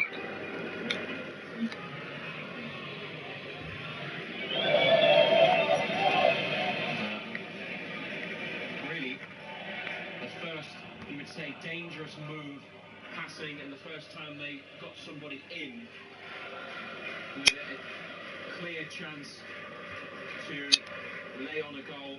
Certainly is. Couldn't pick anybody out in the middle. Newcastle have possession again, though, in their own half of the field. That's back when I didn't have all this on my wall as well. For the northeast. Fernandez towards Rondon. I think that would have been when I had my sofa bed, wasn't it, Jimmy? Richie bounces away from him, and Sacco deals with the ball.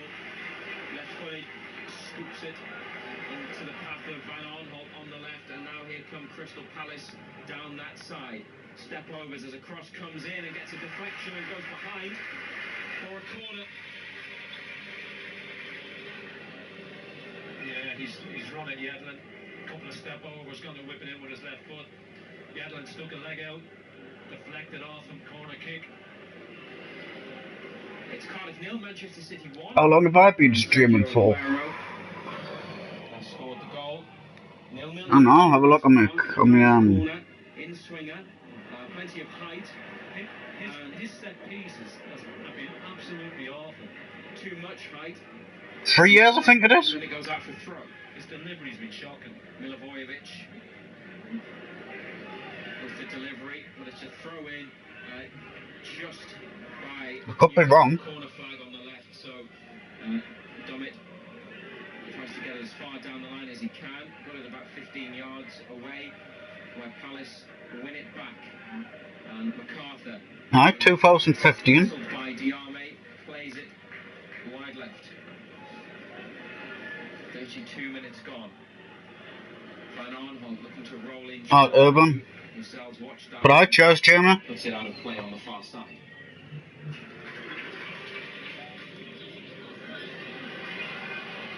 Nice play by Van Arnholt for the trickery. Works his way through. Newcastle stab it clear from the 18-yard line, but it's going to come back at them again. Sent wide left. Yedlin just falls over all the time. Doing the defending, pokes the ball out of play.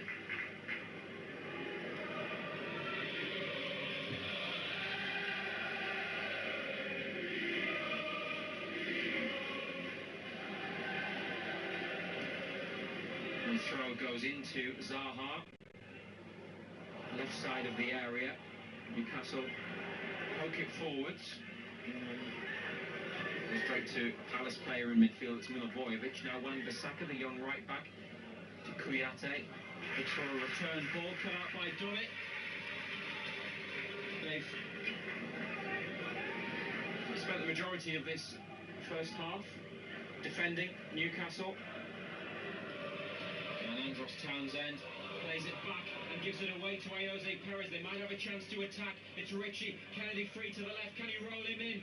Rondon finds Kennedy, who was offside. Well, Richie couldn't release the ball. Not sure whether he was fouled, Matt Ritchie, as he tried to play it, or whether it was a fair tackle. The ball was played into the path of Rondon, who got it to Kennedy, who had gone too far, and the flag on the far side goes up. It's a big shame and a waste. 0-0. Shouldn't be offside, though. He's looking straight across the line. You know, he's last man.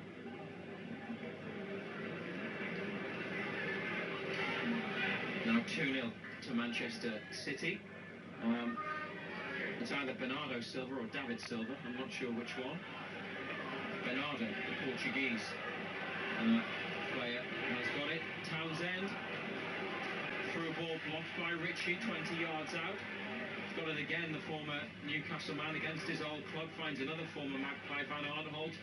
Left-footed chipped cross into the area, headed away, and now it comes to Rondon. Uses his body well, can he hold the ball? He can't. And Perez trying to get a bit of it in the centre circle, unable to get there.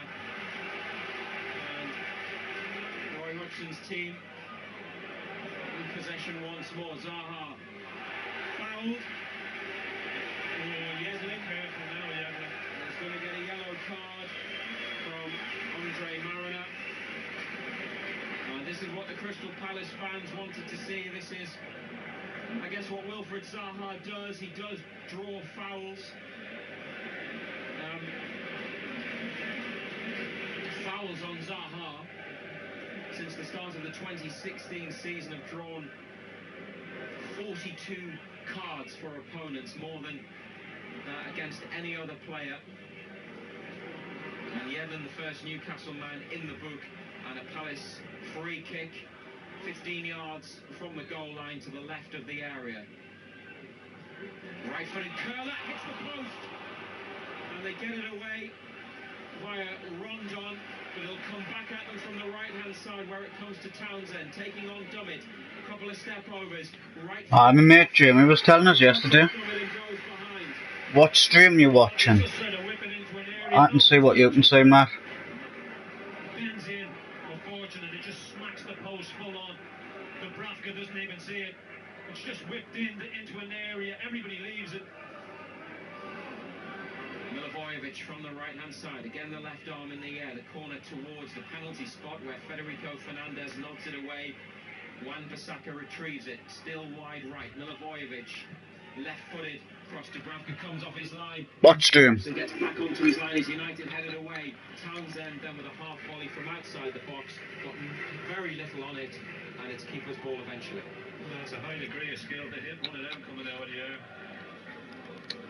He didn't, thankfully.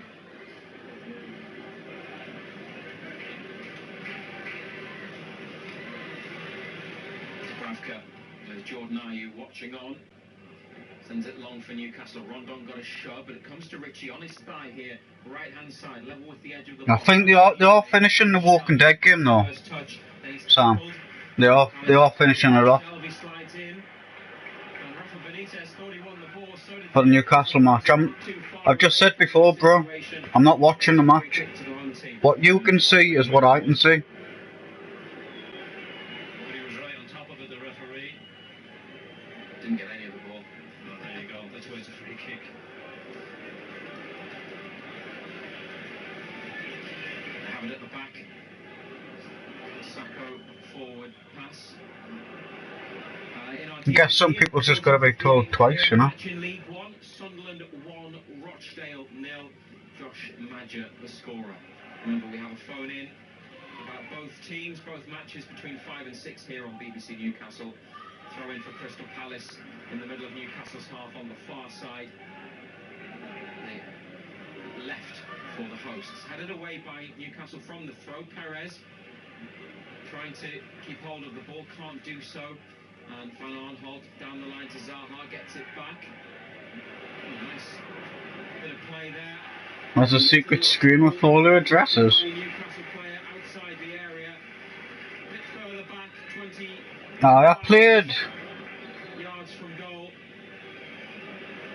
whatever one it was, because I haven't played them all. I think it's season 2, but I played the one that was for free at the PlayStation Plus. Piece to defend. Burnley 1, Bournemouth 0. Matej Vidra, and I think that would mean Newcastle are bottom of the Premier League as it stands. I think. I'm not sure there's anybody on 2 points, but Burnley starting the day, the only team below United in the table. Anyway, this free kick. Which two teams haven't scored from a set-piece situation this season in the Premier League? Palace and Newcastle. Correct.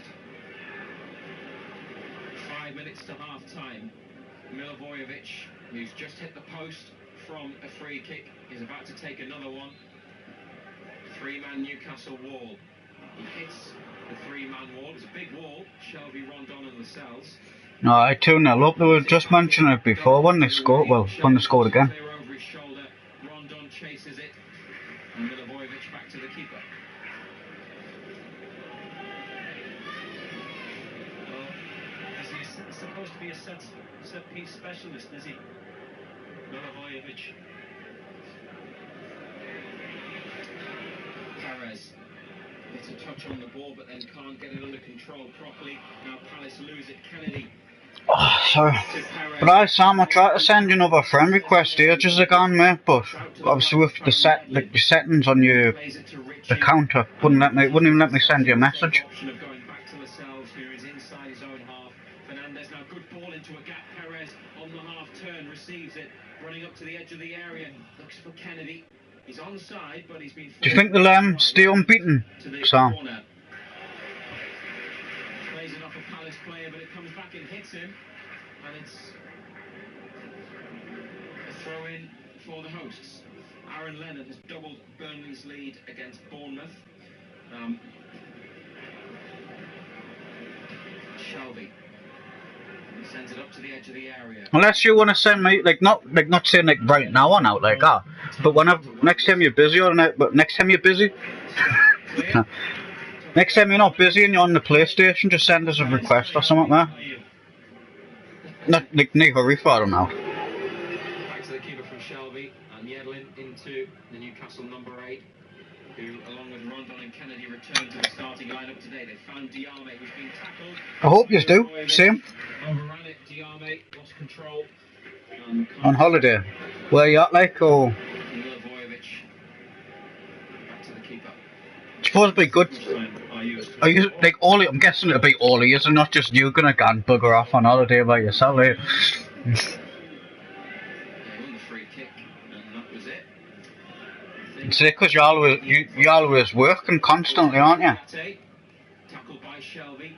Dummett now plays it on to Wan-Bissaka, and it comes through to Dubravka, and because it came off a Palace player, Dubravka able to pick it up. Lyndon Gooch scored a penalty to double Sunderland's lead against Rochdale. DAB and 14:58 AM. If you're looking for that commentary from BBC Newcastle. Still get you the Husso, and it's still it's something different, isn't it? Looking for their first win of the season against a Palace team that have lost twice at home. Given away. You just got to believe, Jeremy. That's all. You just got to believe. Given straight back to Lascelles there by Palace, and Perez on the right flank has carried it out of play. Now he's kicked the ball away. Oh, you've been there before. Decides not to punish him. That's probably the best way, at least then you know where everything is, isn't it, you know? A couple of minutes of the half. Other supporters head inside.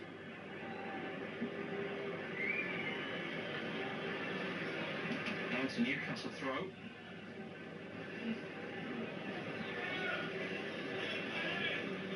Yedlin will take it 15 yards up from halfway.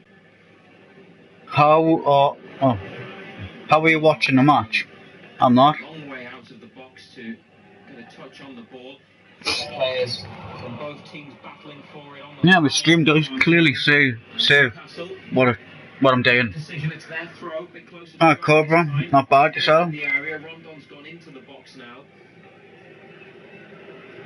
Most Palace players are back, but they've left Zaha up. It's been a few years, Sam, since I've been to Caravan Park and that, like. Kennedy with a little flick to Richie. Now Yedlin. But are you all having a good time? That's the main thing. Diame stretches and claims, and then gives it away. Fernandez, heavy first touch, and it's thumped forwards by Milivojevic to Dubravka. Ilkay Gundogan has got a third goal for Manchester City. As it stands, Cardiff are bottom on goal difference. Newcastle go long, comfortable control there for Sacco under no pressure, and then they give it away again. Foul on Shelby on halfway. Got that, Cobra. That's it. It is good to get away, especially if you're just stuck in the house all the time, or like for you, you're always working all the time. You know. Steps forwards with the number numbers board that shows there'll be an additional. You'll have to get something sorted out. You and your mates and that, Jamie, now. Something like next year or something. See if you can go somewhere, innit? Fernandez are forwards for it. Defensive line is 5 yards up from the area. Tompkins gets his head on it. He was angled out to the left. And it's cleared by Palace. Shelby has to deal with it. He does deal with it, heads it to Dummett, hooks it over his shoulder. Take me stepbrother, Jamie, he can't do it. Him and his mates, not all the time, but they'll go to Wales. Chesterfield in the National League, they now lead We're going to Wales and we're going on the pedal bikes and that. It's just something different rather than being stuck in the area where they are. Obviously, like I said, they didn't go all the time. Back to the studio for a detailed scores roundup from Michael Hamilton soon. Crystal Palace get a free kick for a trip near halfway. Got the minute that was added. He's now up. Can't even take free kicks in the right place now. Milivojevic. As Palace players are told by Ray Lewington, their assistant manager, to Roy Hodgson, to get up. The referee's going to give them time to take it. Milivojevic from deep, diagonal ball into the box, headed on. Dubravka lets it bounce up into his hands, and that is half-time. BBC Newcastle Radio for the North East. It's goalless at the break at Selhurst Park. Newcastle, one big chance. Jose Perez capitalised on a mistake. Drink this water, keep up and going to the toilet. We're back in 2 seconds. Hit a right-footed shot straight at the goalkeeper Hennessy. At the other end, Palace have had a number of free kicks in positions around the penalty box. Haven't made any of them count, although Luka Milivojevic with a curling cross from the left hit the post and the ball bounced away. How do you assess this first half, John Anderson? Hasn't been great. You would say Palace have had the better of it. Dubravka's had a couple of saves to make straightforward. Hennessy at the other end's had a couple of crosses to deal with. That's been about it. It hasn't been a great game. You know, neither side really have been able to get hold of the ball and keep it. A lot of misplaced passes. When we have got into decent positions, our final ball's been poor. So overall, it hasn't been a great 45 minutes. They brought 3 big players back in, Shelby, Kennedy and Rondon, but Shelby towards the end of the half got on it a little bit more, but we haven't seen too much of Kennedy, and Rondon hasn't had any service at all, has he? No, Shelby looks a little bit rusty, as you would expect, being out the length of time he has been. Kennedy's decision-making again hasn't been great. Rondon seen very little of him. Quality into him hasn't been great. You know, it's been pretty poor all round. And that Perez chance was a big one. Look, he did well to get in, force the error or pick up on a mistake by Palace, but then when you want him to be clinical and find either bottom corner, he goes straight down the middle and straight at the keeper. It's just a back pass. You know, he's just passed it straight into the arms of Hennessy. He hasn't given made the keeper make a decision whether to go right, whether to go left. He's just knocked it straight into his midriff. Comfortable stop in the end. You know, there was no power on it either. A mistake by Palace by the skipper, whose set-piece delivery has been poor. You know, he's got away with the one that he's whipped in that's hit the post. We got a little bit of a break with that. But chances have been few and far between. At 3-0 now to Sunderland. I think Josh Madger scored again, half-time at the Stadium of Light. DAB and AM for that one on BBC Newcastle. We split frequencies when Newcastle and Sunderland play at the same time. They're level at half-time, Ando. They're still in the game. I think that's probably what Rafa Benitez will have wanted. That's how he will have hoped and expected this one will have gone. So, in the second half, can they find an opportunity to go and win the game? Well, that's what you're looking for. You're just looking for a break in front of goal. I mean, as of yet, on the evidence of the 45 minutes played, we haven't created anything. You know, we haven't opened them up. We got the one chance because of a mistake by a Palace player. We weren't able to take advantage of that. So we need to be better and we need to be more clinical second half. And that second 45 from South London coming up soon here on BBC Newcastle. Half-time, Crystal Palace 0, Newcastle United 0. Stories, music, life. It shouldn't work. Film people watching and reacting to telly in their own front rooms, but Gogglebox has proved to be a massive hit mid-mornings with Lisa Shaw. What viewers get from Giles Wood and Mary Killen, it's not just a commentary on the week's TV, but also an insight into how to navigate a 30-year marriage. We've discovered that we've actually got a lot in common and we enjoy the same sort of laughs. What used to happen was I'd get up at 6 and Giles would get up at 11 because he stayed up till 2 watching those 1970s horror films, vintage horror films. Steady. Lisa Shaw. Bad Monday morning from 10. BBC Newcastle, radio for the North East. Newcastle and Sunderland commentary exclusively live. BBC Newcastle, the only place for North East sports. Good afternoon, just after 10 to 4. I'm back. It's BBC Newcastle Radio for the North East, home of every Sunderland and Newcastle United match. Live, Newcastle United goalless at Crystal Palace in the Premier League at half-time. Sunderland 3 Thanks for followers. Thanks. In League One. Lots of talk from Newcastle United supporters about Wilfred Zaha, Crystal Palace's star player. Lee says Yedlin will not last the 90. DeAndre Yedlin booked in the first half for a foul on Zaha. Also complaints about Newcastle's attack, as Kev says we are shocking up top. Dean says Mitronets again for Fulham, and Newcastle still struggle to find them. Amazing how we sell players like him but keep players like Hosselu. And Darren has texted us to say NUFC have looked utterly devoid of any kind of attacking intent. How are we supposed to win games with only 1 or 2 chances per match? The text number is 81333. Start your message, BBC. We are at BBC Newcastle on social media, and the phone in with Ando and Benno comes at full time. On Sunderland, Brett says we were pretty shocking till that first goal. How things can turn quickly, and after Josh Madger's first goal of the afternoon, I love Supreme, the fanzine on Twitter, said 1 chance and 1 goal, Josh Madger. Ladies and gentlemen, he went on to get another one. 2 goals for Josh Madger for Sunderland. Premier League scores then, full time. We mentioned Mitrovic, he got on the score sheet at lunchtime. It was Fulham 1, Watford 1. Andre Gray with Watford's goal. Half times in the Premier League. Burnley 2-0 up on Bournemouth. Bournemouth had been going well, but trailing 2-0 at Turf Moor to Burnley, who for them it will be their first win of the season and will they'll hope lift them off the bottom of the Premier League. Vidra and Lennon, their goals. Cardiff City 0, Manchester United 3. Perhaps not a surprise, Cardiff yet to win this season. Manchester City, the reigning champions, 3-0 up. Goals for Sergio Aguero after his new contract was signed this week. Bernardo Silva and Gundogan. Crystal Palace 0, Newcastle United 0. Leicester City 1, Huddersfield Town 1. Liverpool 3, Southampton 0. Not 3-0. Oh, Sam set up there. Sorry, I missed it.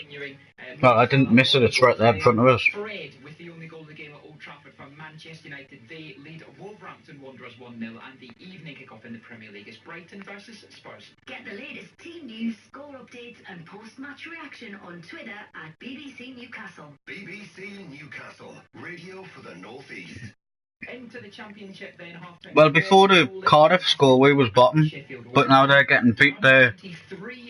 Bottom. So Brentford, who were in the playoff positions going into today, having led but now trail 3-1 to Frank Lampard's side. So if we win this game, that'll actually get us out of the relegation zone. Bolton are down to 10 men.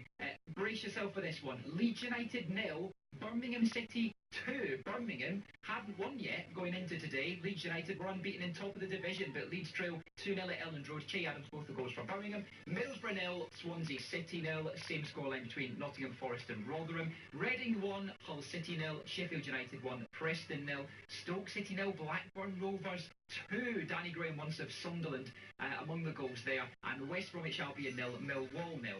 Newcastle and Sunderland commentary exclusively live. BBC Newcastle, radio for the North East. And League One, Accrington Stanley 1, AFC Wimbledon 0 at half-time. Blackpool 0, Luton Town 0. Bristol Rovers 3, Coventry City 1. Charlton Athletic 1, Plymouth 1. Doncaster Rovers 1, Bradford City 0. Doncaster going well there. Gillingham 0, Peterborough United 1. So Peterborough going well in the top two. Oxford United 0, Walsall 1, Portsmouth 0, Wycombe Wanderers 1, Scunthorpe 0, Shrewsbury 0, Southend United 0, Fleetwood 0, and Sunderland 3, Rochdale 0. 2 goals. What? What's happening, Rochdale? Hello. Got to beat the Mackhams, man. Facebook for the latest from Sunderland and Newcastle. Search for BBC Newcastle, radio for the North East. BBC Newcastle, the only place for North East sport. Let's head to our featured non-league game today then. It's Concert hoping to cause an FA Cup upset against Warrington Town, and Paul Dixon, our non-league expert, is watching at Bellevue Stadium. Half-time score, Michael. Concert 2, Warrington 2. A real good cup tie, played at a good pace here. And Concert had a great start, going 2-0 up in the first 15 minutes. It was Luke Carl put them ahead after 8 minutes when he curled the ball into the corner of the net after good work by captain Danny Cries. And then on 15 minutes, Michael Mackay put them further ahead. A long punt out. Mackay pushed the ball forward and then curled it brilliantly into the far corner of the net. Great start for Concert. But then on 22 minutes, Warrington came back in the game. Joshua Amos leveled. Yeah, I suppose with football, anything's possible. After good work by Boham Dixon. Look when Leicester won the league. To lead 2-1 at half-time. Right on half-time, Dylan Vasello headed into the roof of the net to make it 2-0. This game's very, very even at the minute, Michael. It could go anywhere. Half-time score, Concert 2, Warrington 2. The other second qualifying round scores in the FA Cup involving teams in our area. Nantwich Town 1, Blyth Spartans 1, Jamie Holmes the equaliser for Blyth. South Shields 1, Stockport County 1 at Mariners Park. Carl Finnegan the goal for the Mariners. Dunstan UTS 2, Earlham 1 at half-time. But Whitley Bay trail 1-0 at Altrincham, and Whitley Bay are down to 10 men as well. The National League going well for Gateshead at half-time. Gateshead 2-0 up away to Chesterfield. Scott Bowden and Stephen Rigg their goals, but Berwick Rangers trail 1-0 at Peterhead in Scottish League 2. We'll bring you all the reaction and all the Northern League results in our local football roundup, 5:45 here on BBC Newcastle, and every week as a podcast at bbc.co.uk/BBC Newcastle. Second halves of Crystal Palace 0, Newcastle United 0 and Sunderland 3, Rochdale 0 to come. And next we'll hear reaction following Newcastle Falcons narrow defeat at Exeter last night in the Rugby Union Premiership. Alfie and Anna at breakfast. Anna Foster has saved a bird. I flew into your house because he left all the doors open. And I managed to save it, gently cupping its little wings, calling it sweetie. You're doing the voice again. Can we not hear it again?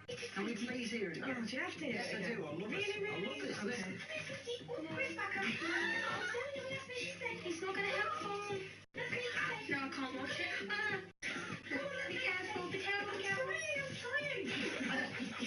We'll see you Monday when you wake up. BBC Newcastle, radio for the North East.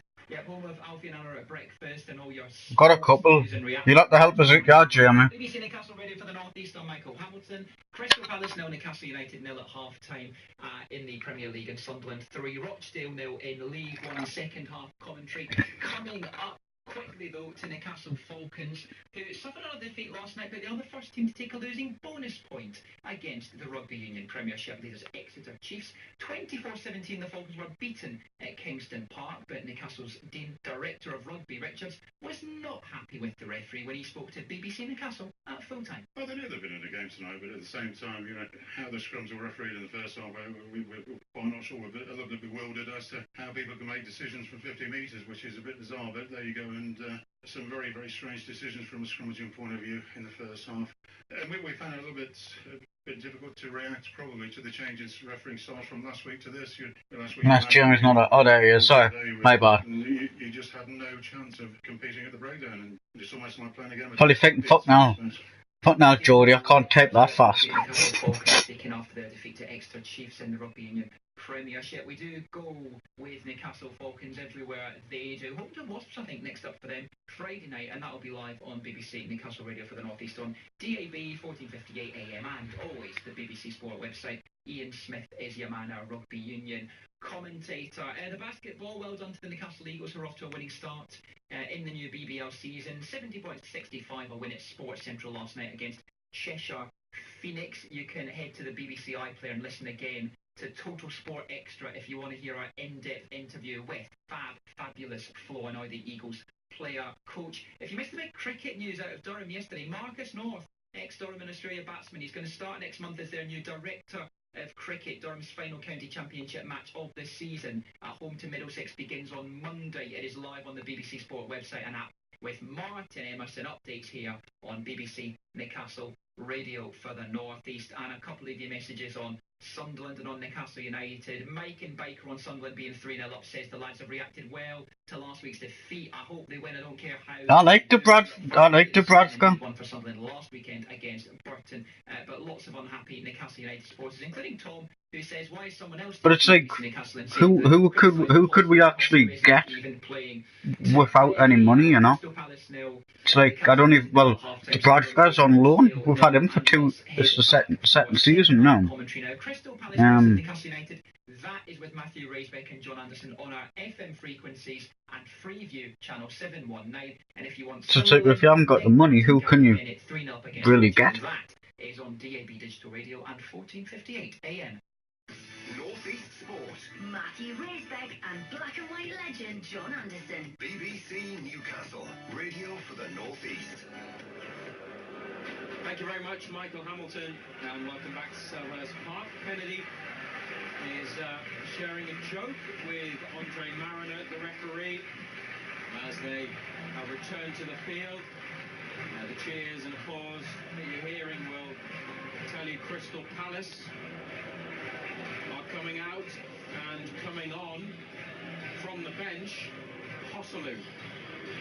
And Salomon Rondon is not out there for Newcastle, John Anderson. So Dubravka in goal, Yedlin, Lascelles, Fernandez, Dummett, Shelby, Diame, Ritchie, Perez, Kennedy, and now Hosselu for Rondon.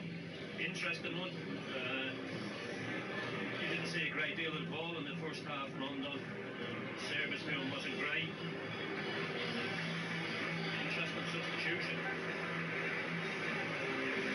Hosselu gets a pat on the back from Rafa Benitez.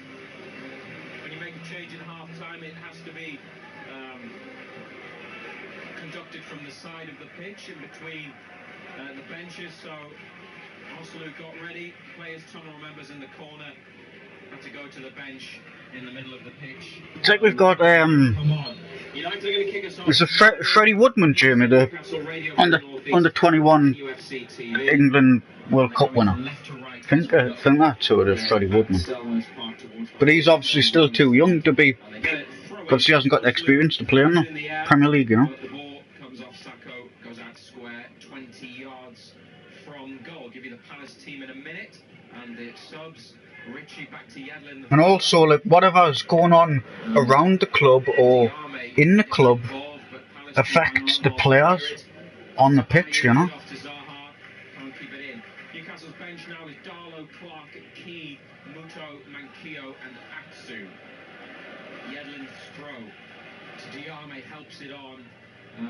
Gave a lot of help on too much, and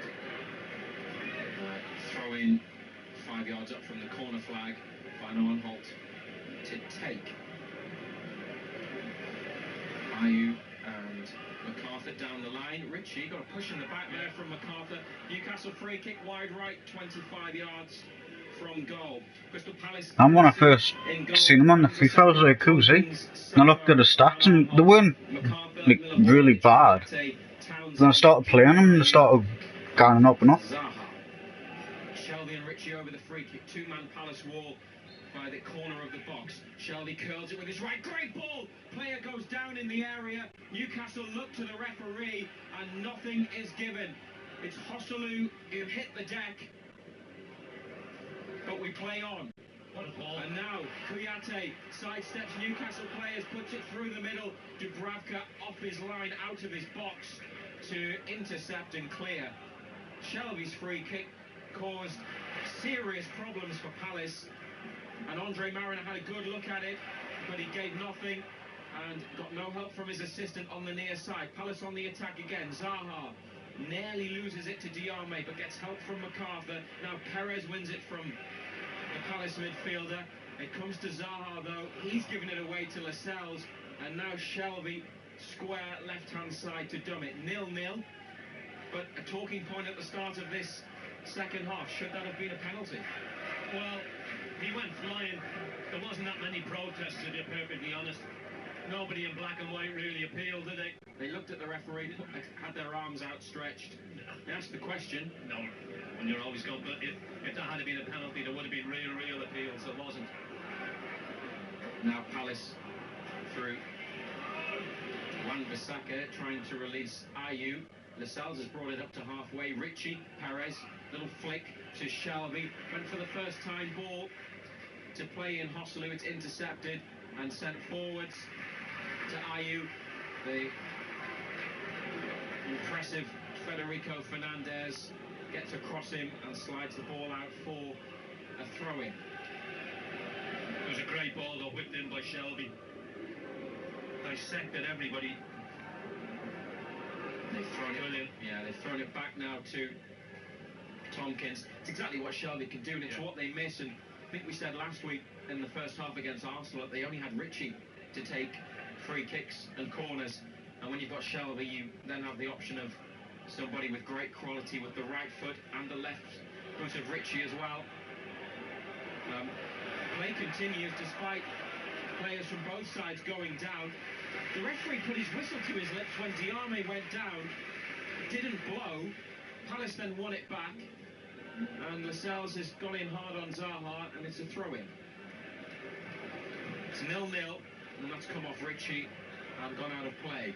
Rafa Benitez now arguing Newcastle's case with the referee. Seeing a replay of that. It's Tompkins in on Hosselu. Fernandez and Diame lead the appeals. Tangle of legs, maybe? Nothing, he's thrown himself, hasn't he? I think also he's trying to throw himself at the ball and got tangled up with Tompkins. It's not a penalty. Dear. Palace give it away, and it's gone out actually. Throw in far side near halfway. 0-0. Back to Shelby. Fernandez retreating. Shelby misses him out and goes to the keeper. Under pressure. Dubravka clears it in front of a sliding Ayew. Richie puts Yedlin under pressure. And Palace win it back on this near side. Zaha, edge of the area. Well played, Mo Diame. Got in front of his man. Pinched the ball. Shelby to Perez. Sent sprawling by a crunching challenge. And that's a yellow card for James Tompkins. I wasn't sure he was going to give that. Newcastle players quite angry after the tackle went in. And Andre Mariner, with Perez now holding his left ankle, has produced the booking for the Crystal Palace centre-half, and he's caught him on the inside of the ankle.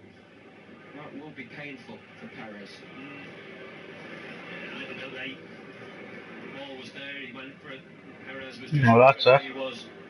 Until he goes, that's when we'll just have to pretty much make do with what we can get. And neither side have been able to pass the ball second half. Haven't been able to keep it at all.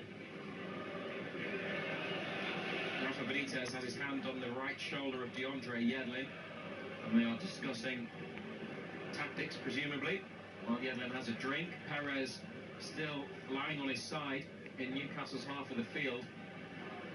A gloved hand is assessing what movement he has in that ankle.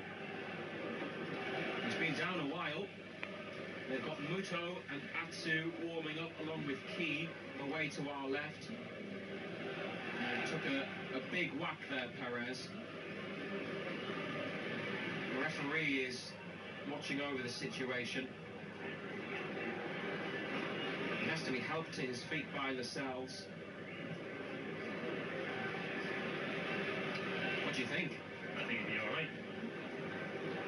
I'll have a bet with you that he's alright. Perez walks with a bit of a limp to the side of the pitch.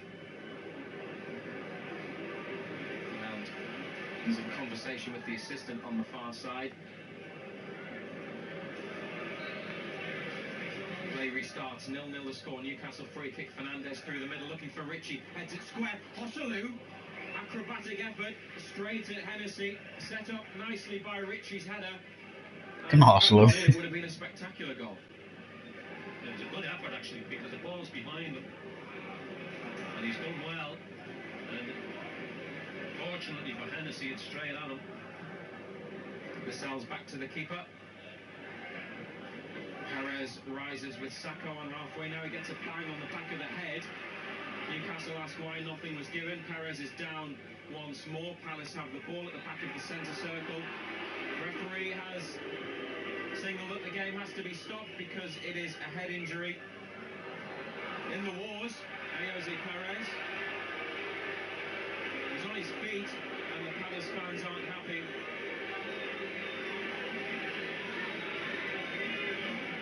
And he's arguing with Amadou Sakho. Perez is really unhappy. Patrick Van Aanholt tries to push him away. Lascelles gets involved to try just to calm Perez down as he walks back from the situation. Lascelles with his arm around Perez, who's been called over now by the referee. It's BBC Newcastle Radio for the North East. It's 0-0.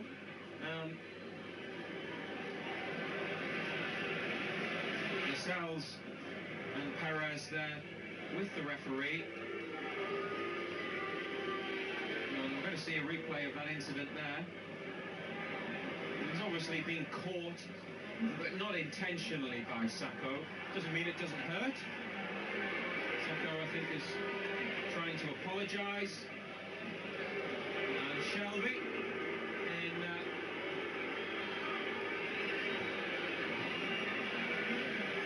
characteristically antagonistic style puts the ball behind for a goal kick rather than play it to feet.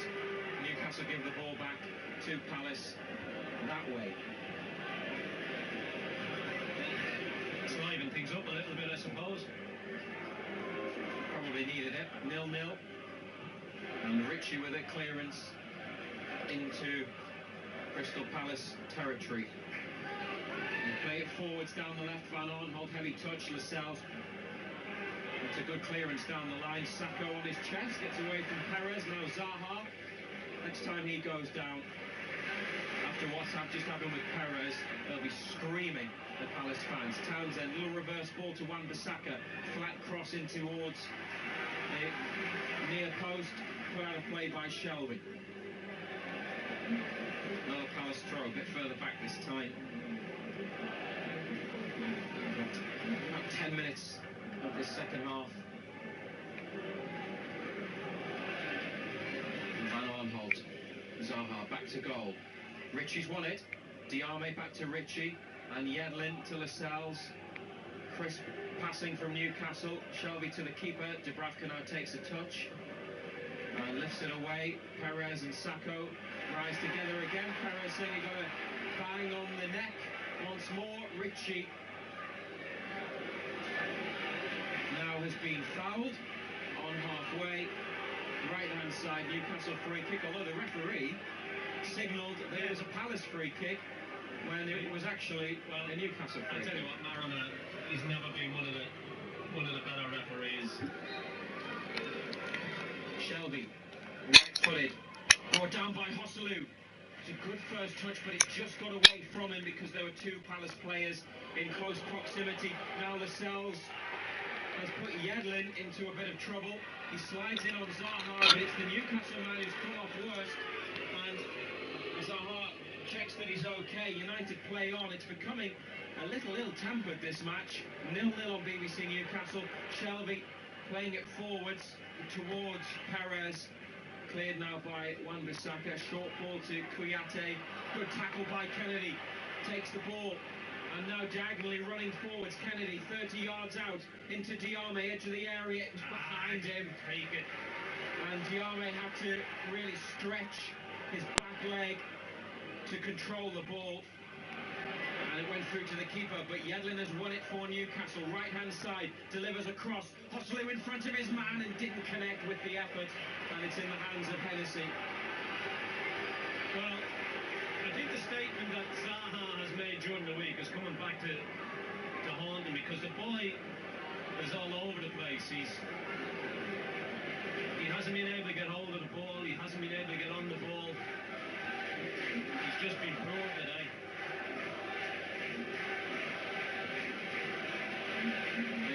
create a good atmosphere here at Selhurst Park, and I'm sure you can hear that the crowd are really up for this. Newcastle seem up for it in the second half as well. 0-0 the score. Ritchie with a header to Diame on his chest, then over the head of a Palace player, but won back by Milivojevic, and now Ayew to MacArthur, crosses halfway, left of the centre circle to Wilfried Zaha. Ritchie and Yedlin double up on him, he plays it between them to MacArthur. Shelby is back to defend and forces MacArthur wide, almost into the corner. Zaha now, they gives it away again. Straight to Ritchie, through a gap for Diame, assesses his options, finds Hosselu, played back to Fernandez on the edge of the area. Fernandez, a rare mistake, puts it out of play. Would say about Hosselu, there was the effort that he went for acrobatically. There's that shot there that he didn't really connect with when he got around his man, and the incident when he went down. He's certainly been involved in the opening 10 to 15 minutes, and compare that with Rondon, who had very little service in the first half. Yeah, most definitely. Hosslu's given them a bit more life up front. Yeah, most definitely. Palace in possession. Milivojevic, the furthest player back actually. Into midfield it goes. Laid off to Sacco, and Zaha control, then carries it.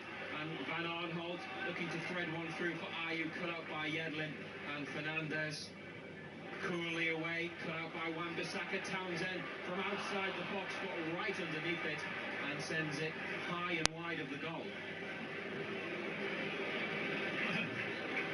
Yeah, well, that was absolutely awful. Dear.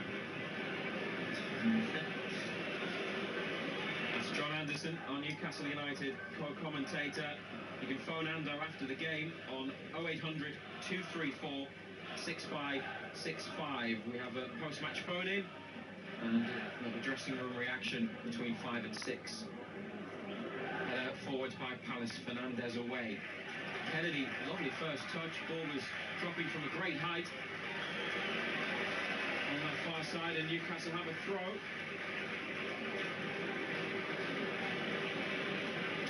Down the line.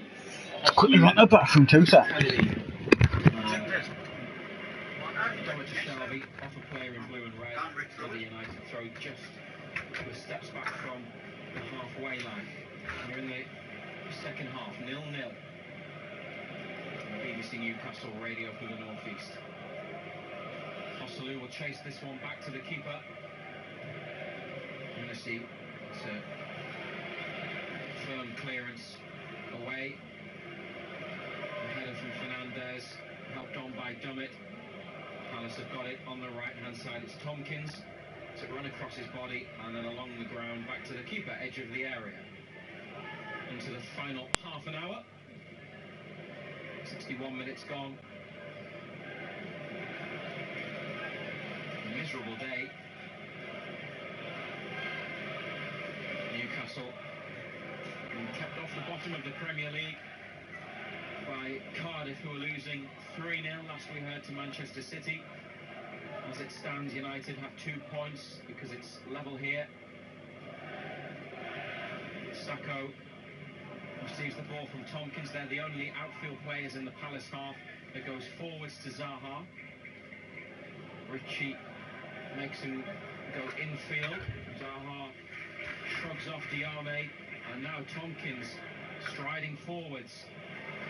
Decent ball, chipped over the head of Ritchie, wide left to Van Arnholt, and 5 yards further infield to Zaha.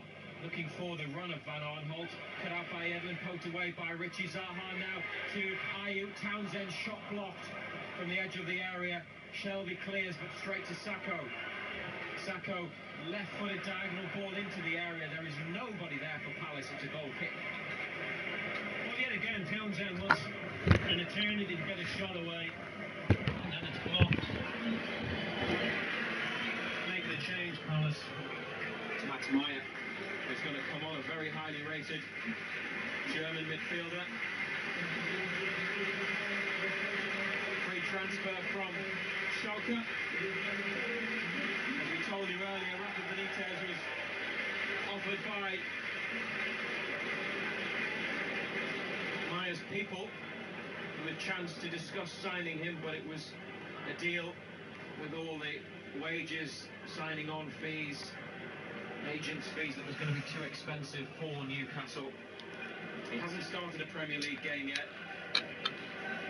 and he's on for Crystal Palace.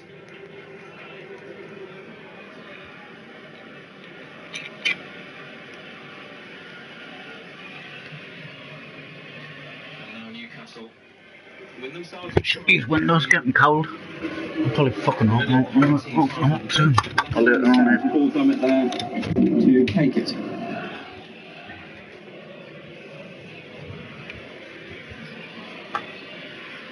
It's the feet of Kennedy. Played off Townsend. Another throw for Newcastle.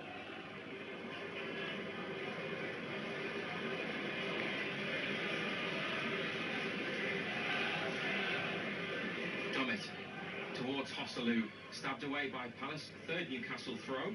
Same sort of area, about 30 yards from goal. Shelby square for Dummett if he wants. Perez further forwards. Gives it to Kennedy. Has it now on the touchline.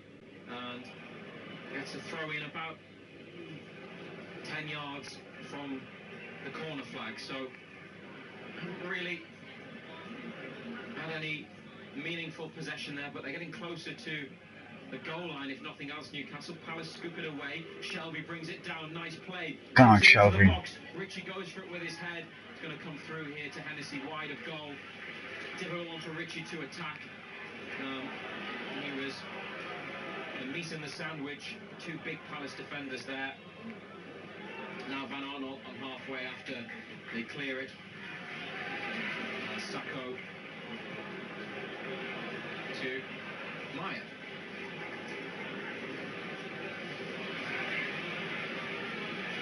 Kouyaté, by the way, was the player that went off for Maya. We neglected to tell you that. And Newcastle, remember, replaced Rondon with Hosselu at half-time. Ball by Van Arnold towards Zaha.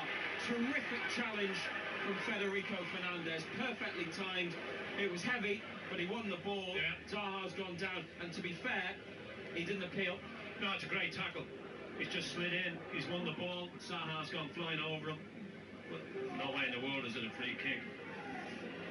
It's like Gale, he was good when we first got him, but that was in the championship, you know. To the right-hand side to Wan-Bissaka, taking on Kennedy. Dummett's there with him. He cuts back in onto his left, cross into the area. Richie and Yedlin go for it with their heads. No, the thing with the Newcastle fans, mate, is they've always known he's an arse. As soon as he bought the club. On the half volley clear, he'll go for a throw into Crystal Palace in the left full-back position. 0-0 on BBC Newcastle. We told you before the game there was a rumour that Mike Ashley, the Newcastle United owner, was here. He is here. Watching the game from the director's box, sitting next to Lee Charnley, the managing director on his right, Justin Barnes, who is involved at boardroom level, and Keith Bishop. Like I was saying earlier on, Jeremy, he can go to the away match. That's the first match he's been to in however long. But he can't go to the home matches because he knows everyone can do him in. Last time actually was at a match was maybe Barnsley, final day of the championship season. Now, free kick for Exactly like that. Against Barnsley, last game of the championship season, that's when he was last at a match. Swansea colleague Jordan Ayew by the side of the area. Good defending again. He's an intelligent player, isn't he? He's bigger, stronger than Ayew, who's been anonymous all through the game. Love to see how many touches he's actually had. Goalless on BBC Newcastle. Hosselu flicks on from the free kick. Perez chasing Sacco, who's controlled and cleared. Yedlin gets to the ball first, but Zaha's there to pick up possession for Palace.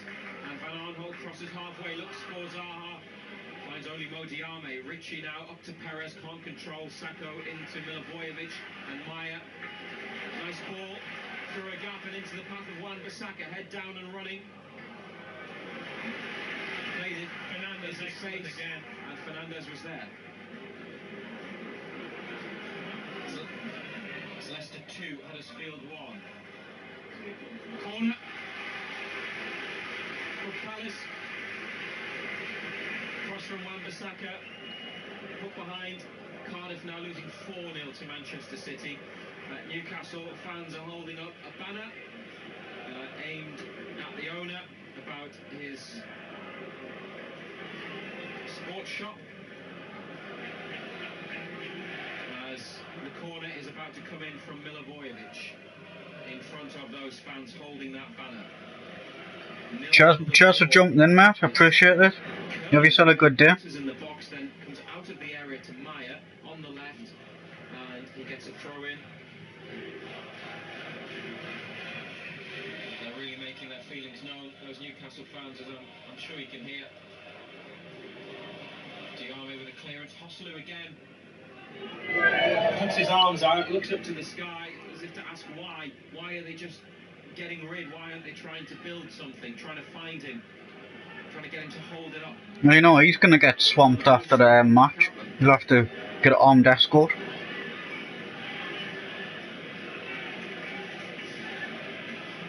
BBC Newcastle radio for the North East, and Maya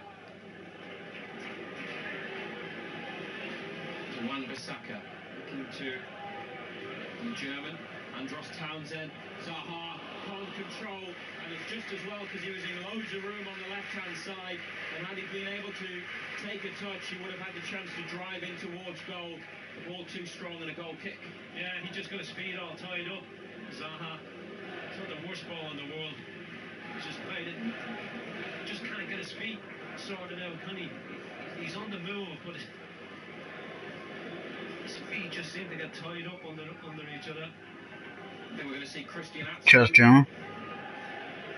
in a moment or two. Before Kennedy, I would imagine. Like I said, the last time I had Season Atsu, but it looks like he's getting ready to cause me receives the ball from Hosselu. Twitch account, I couldn't get on there. I could stream the game on there, right? Well, on here, I shouldn't say on there. I could stream the game on here, but I couldn't add any like moderators or do anything. So I'd asked, like I'd emailed them. It's still 0-0, mate. I emailed them, but they wanted me IP address and all that, and I didn't know how to get that at the time. So I just created a new account. Newcastle United, grateful there to their captain Jamal Lascelles for stabbing that one behind. Yeah, good little one too. Bye-bye. In fact, I've done DeAndre Yedlin as a service. It was Yedlin. Mark Marcus. Lascelles who got the touch to take it behind. Hit Yedlin, and Lascelles was sliding in behind him to make sure. So Palace change. Jordan Ayew off, and they have brought on. It's still 0-0 at the minute. Norwegian international Alexander Sørloth. Here's the corner from the left. It's towards Sørloth. It's the Newcastle head that gets to the ball first. Townsend puts it back into the danger zone. A header from Fernandez and a clearance from Ritchie. United might be able to break here. Wan-Bissaka's made a bit of a mess of that piece of control. Perez then runs into trouble. Palace have it back on the right-hand side in midfield. I'd mentioned it at half-time, Marcus. Not much longer left. No, not much long left for both the matches. Christian Atsu is coming on. But my drink, and it's just a shitty energy drink, man. I was drinking me water earlier on.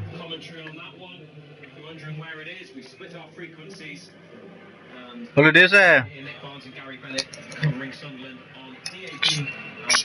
one litre.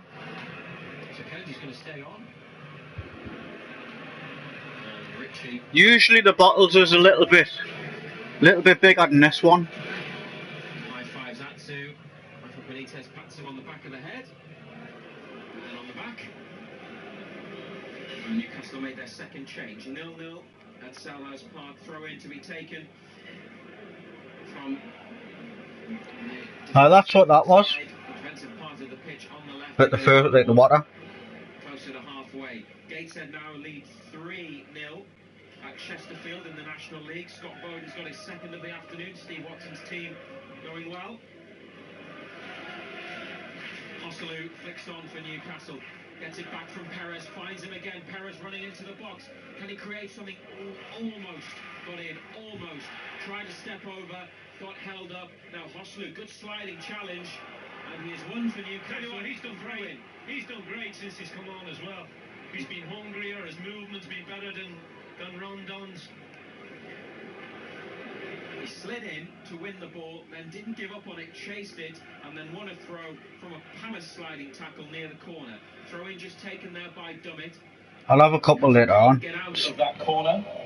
Still too early, you know. In Scottish League 2, Peterhead 1, Berwick Rangers. After the match is finished, I'm going to be streaming Final 15 minutes. Assassin's Creed Rogue, like. Dummett with the throw. They've got Perez and Atsu in the area. Hosselu gets it, gives it back to Dummett. Because I really like that game. I liked it on the PS3. And obviously I bought it ages ago, but I haven't had a chance to play on it. But like my mate Jamie was saying, the game's not that old. The game itself's not that old, so it didn't really need to be remastered. But I think it's probably because it was never made for the PS4. So maybe they've changed like the game, like, I don't know, I haven't looked into it, so I couldn't really say, oh yeah, the graphics is better, or like, maybe, I don't really know what the difference between the PS3 control and the PS4 control is. Have they got like better movement on the sticks or something, or, like I said, I couldn't really, until I played it, I couldn't really say it's better than the one that I've got on the PS3. Well, it's obviously the same game, but is it better on the PS3 or better on the PS4?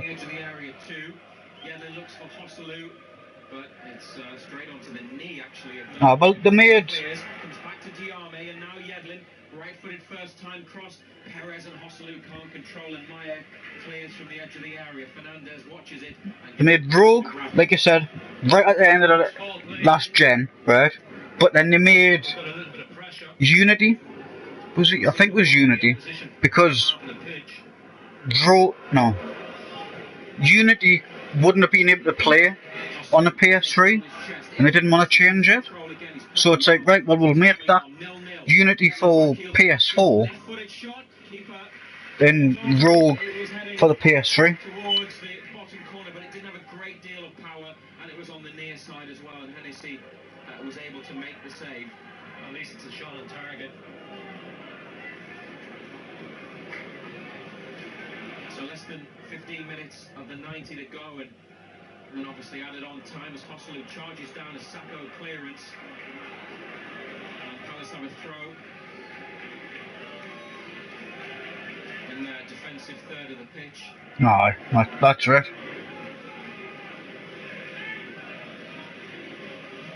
I still haven't even finished Straight to Lascelles, Atsu. Origins yet. I got halfway through it, just over, a little bit over halfway, and I haven't been back on it. In fact, it goes behind, and he realises that, and after getting halfway towards it, stops, turns back. So my mate Jamie was asking us if I was going to get, Level at this stage, John Anderson. I don't even know what the new one's called. Feeling like they could go on to win this. But really there's no point in buying the new one if I haven't finished the other one, like Origins. Odyssey, you know, it's it. Abe, reminds me of Abe's Odyssey for the PS1. When I hear the name. Rochdale have pulled the goal back now, 4-1 down to Sunderland on DAB and AM on BBC Newcastle. Leicester 3, Huddersfield 1. 0-0 here in Newcastle's match. Atsu, oh, lovely feet. Nice control, little drag back. Neat and tidy stuff. Then a chip pass across to Dummett on the left-hand side. Kennedy into Shelby, forwards to Dummett now, 30 yards out, wide left. On the touchline, Dummett. Yeah, well, obviously back then when I was really young, I didn't know the aim of the game was to save them. You got to stop them from walking into the electric beams and stuff. But I didn't realise that it was, you know. Because you save them, you get is it you get lives or something? Or, like I said, I hadn't played it, I'd only played it the once. They got one on the PS4, Marcus, I've got it, I just haven't had a chance to play it. I don't know if that's a remake of the first one or... I've got it on my list. It was free with the PlayStation Plus ages ago. Oh, say 8 years ago. Hits it downfield and it comes off Lascelles' head and it goes out on halfway. Van Arnholt throws it to Milivojevic. 0-0 on BBC Newcastle radio for the North East. Sacco being urged forwards by Palace fans and coaching staff. Steps into the United. I'm not sure what it's called though, like I said. Townsend to Van Arnholt. MacArthur to Townsend on the left wing. Skips away from Atsu. Dinged cross into the box. It's Fernandez. Now Van Arnholt. Well, if he hit it first time. What an important block that is by Lascelles. Free kick for foul on Perez in midfield. Yoshi Muto is about to come on. Well, it hit Fernandez. I'm not too sure how much he knew about it. He may have been slipping. But it came straight to Van Arnholt. He should have hit it. Yeah, who had a touch. And then, if it hit it first time, Dubravka wasn't set. He decides to try to get it under control. And then that allowed Newcastle through Lascelles to block. Yeah, it was a comfortable block in the end. But he should have hit it first time. Ando shouted offside. Atsu was offside, but Palace stopped the ball getting to him, so we have played on. And we're looking for the opening goal still. As we head towards the final 10 minutes. Guess who has just slid in with a perfectly timed tackle to put the ball out of play? Federico Fernandez. Jose Perez is coming off, and it's another opportunity for Yoshi Muto, who Rafa Benitez explained to us before the match at his press conference yesterday.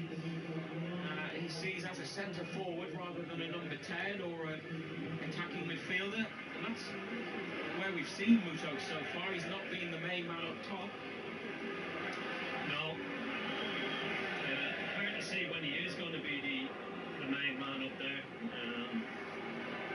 He's not the biggest. But he gets an opportunity now. He's busy. Muto, remember his cross led to the penalty at Cardiff. No problem, mate. Enjoy your food, and I'll catch you in a bit.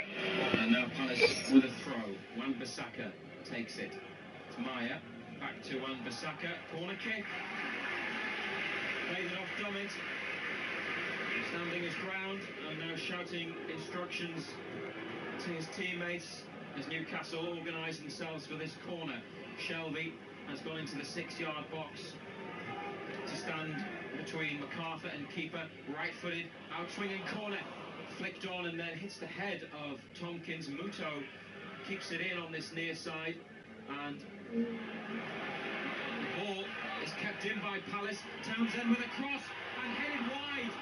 Dubravka at full stretch couldn't get there, and it's Sacco at the back stick who's headed it behind. But Martin Dubravka has gone chasing after the assistant referee because he must have felt that when Muto had the ball and played it off a Palace player, that it went out and then came back in. That was my... Yeah, I played a trial version of it, Jeremy. I haven't played the full game. I was playing with Marcus and Nixie a while ago. Marcus is like, right now, because I don't know what we was doing, like shooting some people there. And Marcus was like, right, Geordie, go and get a vehicle. And not a big, like JCBs. The big, I don't know if it was yellow or white or whatever. I come back with one of them. I was like, well, what we're going to do with that? And I was like, well, we'll all sit on the side as someone's driving it. Sends it forwards. Milivojevic now on the floor. Into feet. Oh, that's alright. Waited to Andre Yedlin. And Newcastle now look for Muto, who goes down. Rafa Benitez waving his arms. They don't get anything.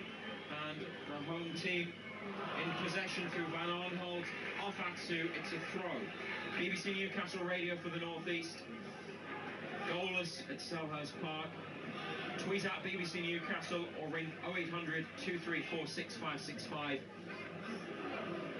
for our post-match phone-in, which will follow. Lascelles rises above Surlott, who didn't move. Just stood there, similar. Less than 7 minutes of the 90 to go. Milivojevic to Sacco. Plays it around Muto. Milivojevic now up to MacArthur, who's found himself some space and passed it to Townsend. Ball comes off a Newcastle man. Meyer through to Townsend. Great defending. Fantastic defending there from DeAndre Yedlin. Keeper was off his line. Had to get between man and ball to concede a corner. It's awful touch from Townsend though. He gets through, but his touch is awful. Gets away from him. At this stage of the game though, any mistake in the box can end it. Palace have a corner, right-footed from the left, beats everybody, goes behind, and it's a goal kick, thankfully. Well, he didn't get off the ground, did he? So ball back post, never shifted his feet. But the delivery from Palace's set pieces have been poor, been really poor. Rather look. Dubravka with a goal kick. Score is 0-0. Osalu flicks on, touches a Palace player, comes to Muto, runs into Wan-Bissaka, and Kennedy can't keep it in. Palace's ball. We said at half-time, Ando, that Newcastle need a chance to break for them in this second half. That hasn't been the case so far. Palace are coming forwards with possession and with numbers. It's MacArthur threads it through. Van Arnholt pulls it back and it's deflected behind for a corner. Lascelles, I think, got the touch and he's screaming some words of encouragement at his teammates. Slaps hands with Dubravka. And they're having to dig in here and defend, maybe to get themselves a point. Here's another right-footed corner from the left. Lascelles with the header. Now Dummett with another header. Diame wins the ball in the air and a free kick has been given Newcastle's way. I'm not sure what for, no, but it is their ball. That's the important bit, and they can take a bit of time over this and get closer to getting something here on BBC Newcastle. 5 minutes to go. Well, they've been under the cosh this second half. They've had plenty of it, plenty of the ball. Crystal Palace, but the final ball and the quality of the ball has been poor. Muto flicks on, and the clearance from Tompkins gives Newcastle a on the halfway line on the left-hand side. Maybe Shelby's going to score a hat-trick. You never know. I hope he does. Well, even if he just scores a goal, that would be brilliant. Another flick, this time from Hoslu towards Muto, who plays it off Tompkins again. And Dummett from about 20 yards now. And take another throw to Kennedy. Lets it run across his body. He's been tackled by Zaha and then he's fouled him. Now Kennedy pushing and shoving. Not happy with Zaha. Colaccini's going to come on. It is getting out of hand. John Joe Shelby Oh, not Shelby. acting as peacemaker. No, Shelby's not Shelby on them. That there was trouble. Zaha has just been spoken to by the referee, who now wants to see Kennedy.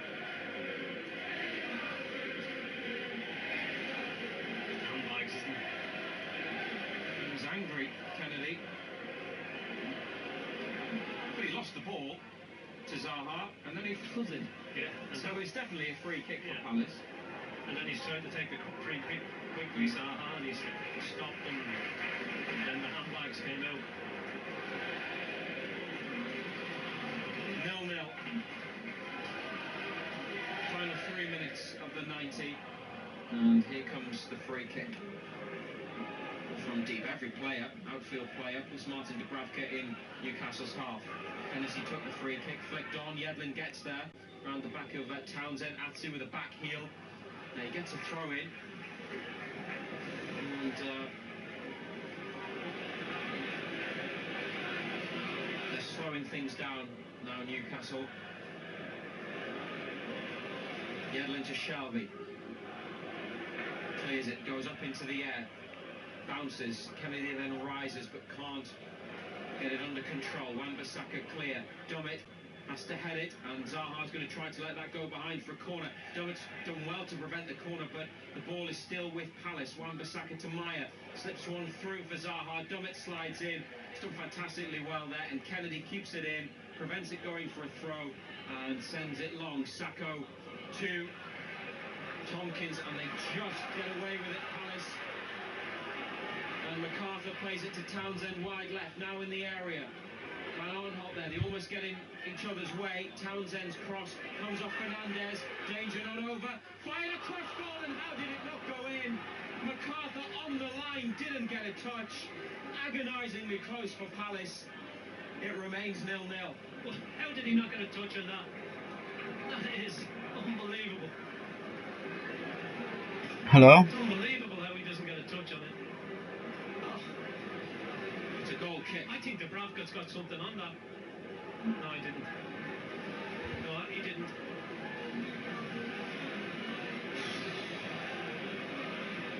Right at the end of the 90 minutes, Newcastle were almost... They could be taking away a point.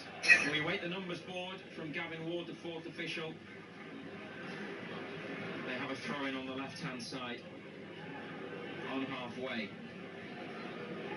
Dummett flicked on by Hosselu. Muto trying to get clear, can't do so. Now back to the keeper with Atsu putting pressure on Hennessy. Hosselu chasing, not giving it up. They play it to the left to Van Arnholt. Here comes the numbers board. It's 0-0, and there's going to be 4 additional minutes. BBC Newcastle Radio for the North East. Down the line for Zaha. Fernandez across. Oh, brilliant. Oh, that's fantastic defending. Got there, stood his ground, won the ball, helped bring it away. Clearance to halfway. Thank you. Shelby now towards Atsu. Palace have it. There was a foul by Atsu. Referee says play on. Maya. Cardiff are 5-0 down now at home to Manchester City. Riyad Mahrez with the goal. What a run this is by Wan-Bissaka. Blocked, cut out by Newcastle. And a clearance straight to Milivojevic in midfield. Wan-Bissaka has it again. And now they found Townsend. Danger here in the box. Zaha back to Townsend, who's offside. Offside from the return pass. He just tries to be too clever at times, Zaha. If he lets that run, he's got a player coming on. Yeah, I don't, well, Just tries to be too clever for his own good. I don't use my hands to. First win of the season, 3-0. They lead Bournemouth now with Ashley Barnes getting the latest goal. 0-0 in injury time here between Newcastle United and Crystal Palace. A lot of home fans heading for the exits. They haven't won yet at Selhurst Park this season.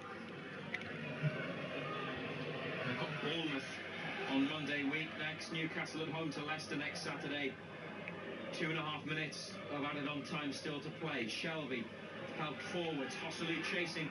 Sacco wants the keeper to come to the edge of the area, and Hennessy does. Has the ball in 2 hands, throws it over the head of Kennedy for Wan-Bissaka, who has acquitted himself well for a young player, so inexperienced. Cleared by Dummett now, and Muto. Nice first touch, gives himself a bit of space. Running down the left, only Hosselu in support really. Here goes Yoshi Muto, gets Newcastle United to throw in 15 yards from goal in the 93rd minute, 0-0. Well, he did well. Got the ball up the park into the opposition's half. level with the 18-yard box, got a throw in. Paul Dummett taking it. And they're close to their second point of the season. And now the throw down the line for Hosselu, who's won a corner. Well, could have been more than just a point. They've got a chance here, Newcastle, from a corner kick. Deep in, added on time. John Joe Shelby's going to take it. Now they've left Yedlin back with Zaha. Dummett is staying back as well. Kennedy and Lascelles are outside the area. Muto goes to stand on the keeper. Lascelles is now in the box. Shelby to deliver. It's a curling one, headed away by Tompkins. Didn't trouble the goal. Now Atsu needs to make sure. Passes it back to Kennedy. First touch is good. Zaha tackles him. And now Sherlock with Fernandez sticking with him and forcing him well wide. Zaha tackled by Diame, and then Fernandez, brilliant again. Hosselu away down the line. Muto chasing. It's out for a Palace throw left side of their own half. 30 seconds to go. It's 0-0 on BBC Newcastle. Into midfield to MacArthur. Back to Tompkins. Forward intercepted by Dummett, but then the ball won't run for Atsu. 15 seconds to go. Dummett wins it back. Shelby, if it's going to go, it needs to go quite soon. It goes now, but it's all the way through to Hennessy, and I think that's going to be that. Andre Mariner has looked at his watch and blows his whistle. Well, I don't know. We just didn't get beat. I'm going to quickly run to the bathroom. With Crystal Palace, they take a point for only the second time this season. Both their points have come in goalless draws away from St James's Park, and here being watched by their owner, Mike Ashley. They will return to Tyneside with what is probably a morale-boosting result in what John Anderson hasn't been a particularly great game in terms of quality or excitement. But realistically, sensibly, not too many would have been unhappy before the game with a draw. No, you come away from home, you get something out of the game, you've got to be happy. It wasn't the greatest game in the world. Rolled on luck at times. They had chances, Palace, but they weren't great either. You know, to be perfectly honest, Crystal Palace weren't great. They had the majority of the ball, especially second half. Hennessy's had one save to make, I think from Atsu. But apart from that, we weren't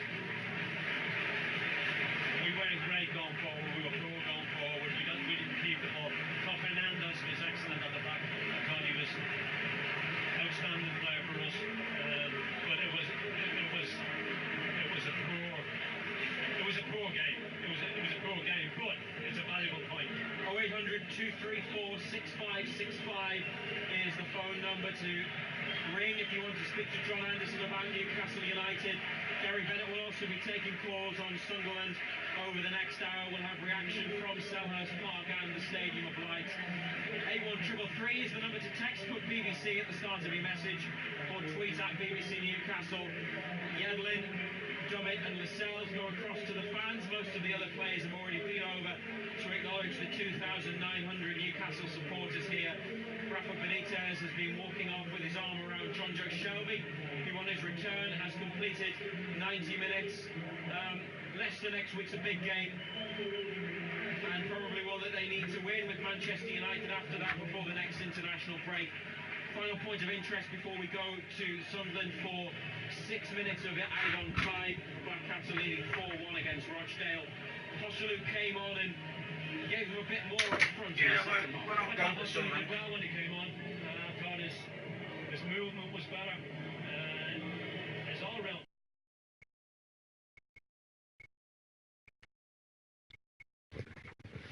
It's time for Rafa to go.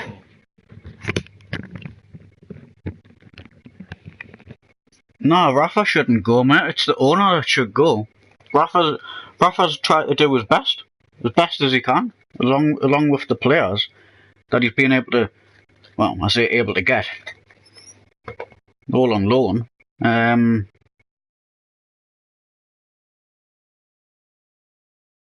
Jamie, well, I'll be leaving the stream. I'll be leaving this stream I'll be going onto the Assassin's Creed Rogue. So you might just have to refresh on my channel and click on the stream.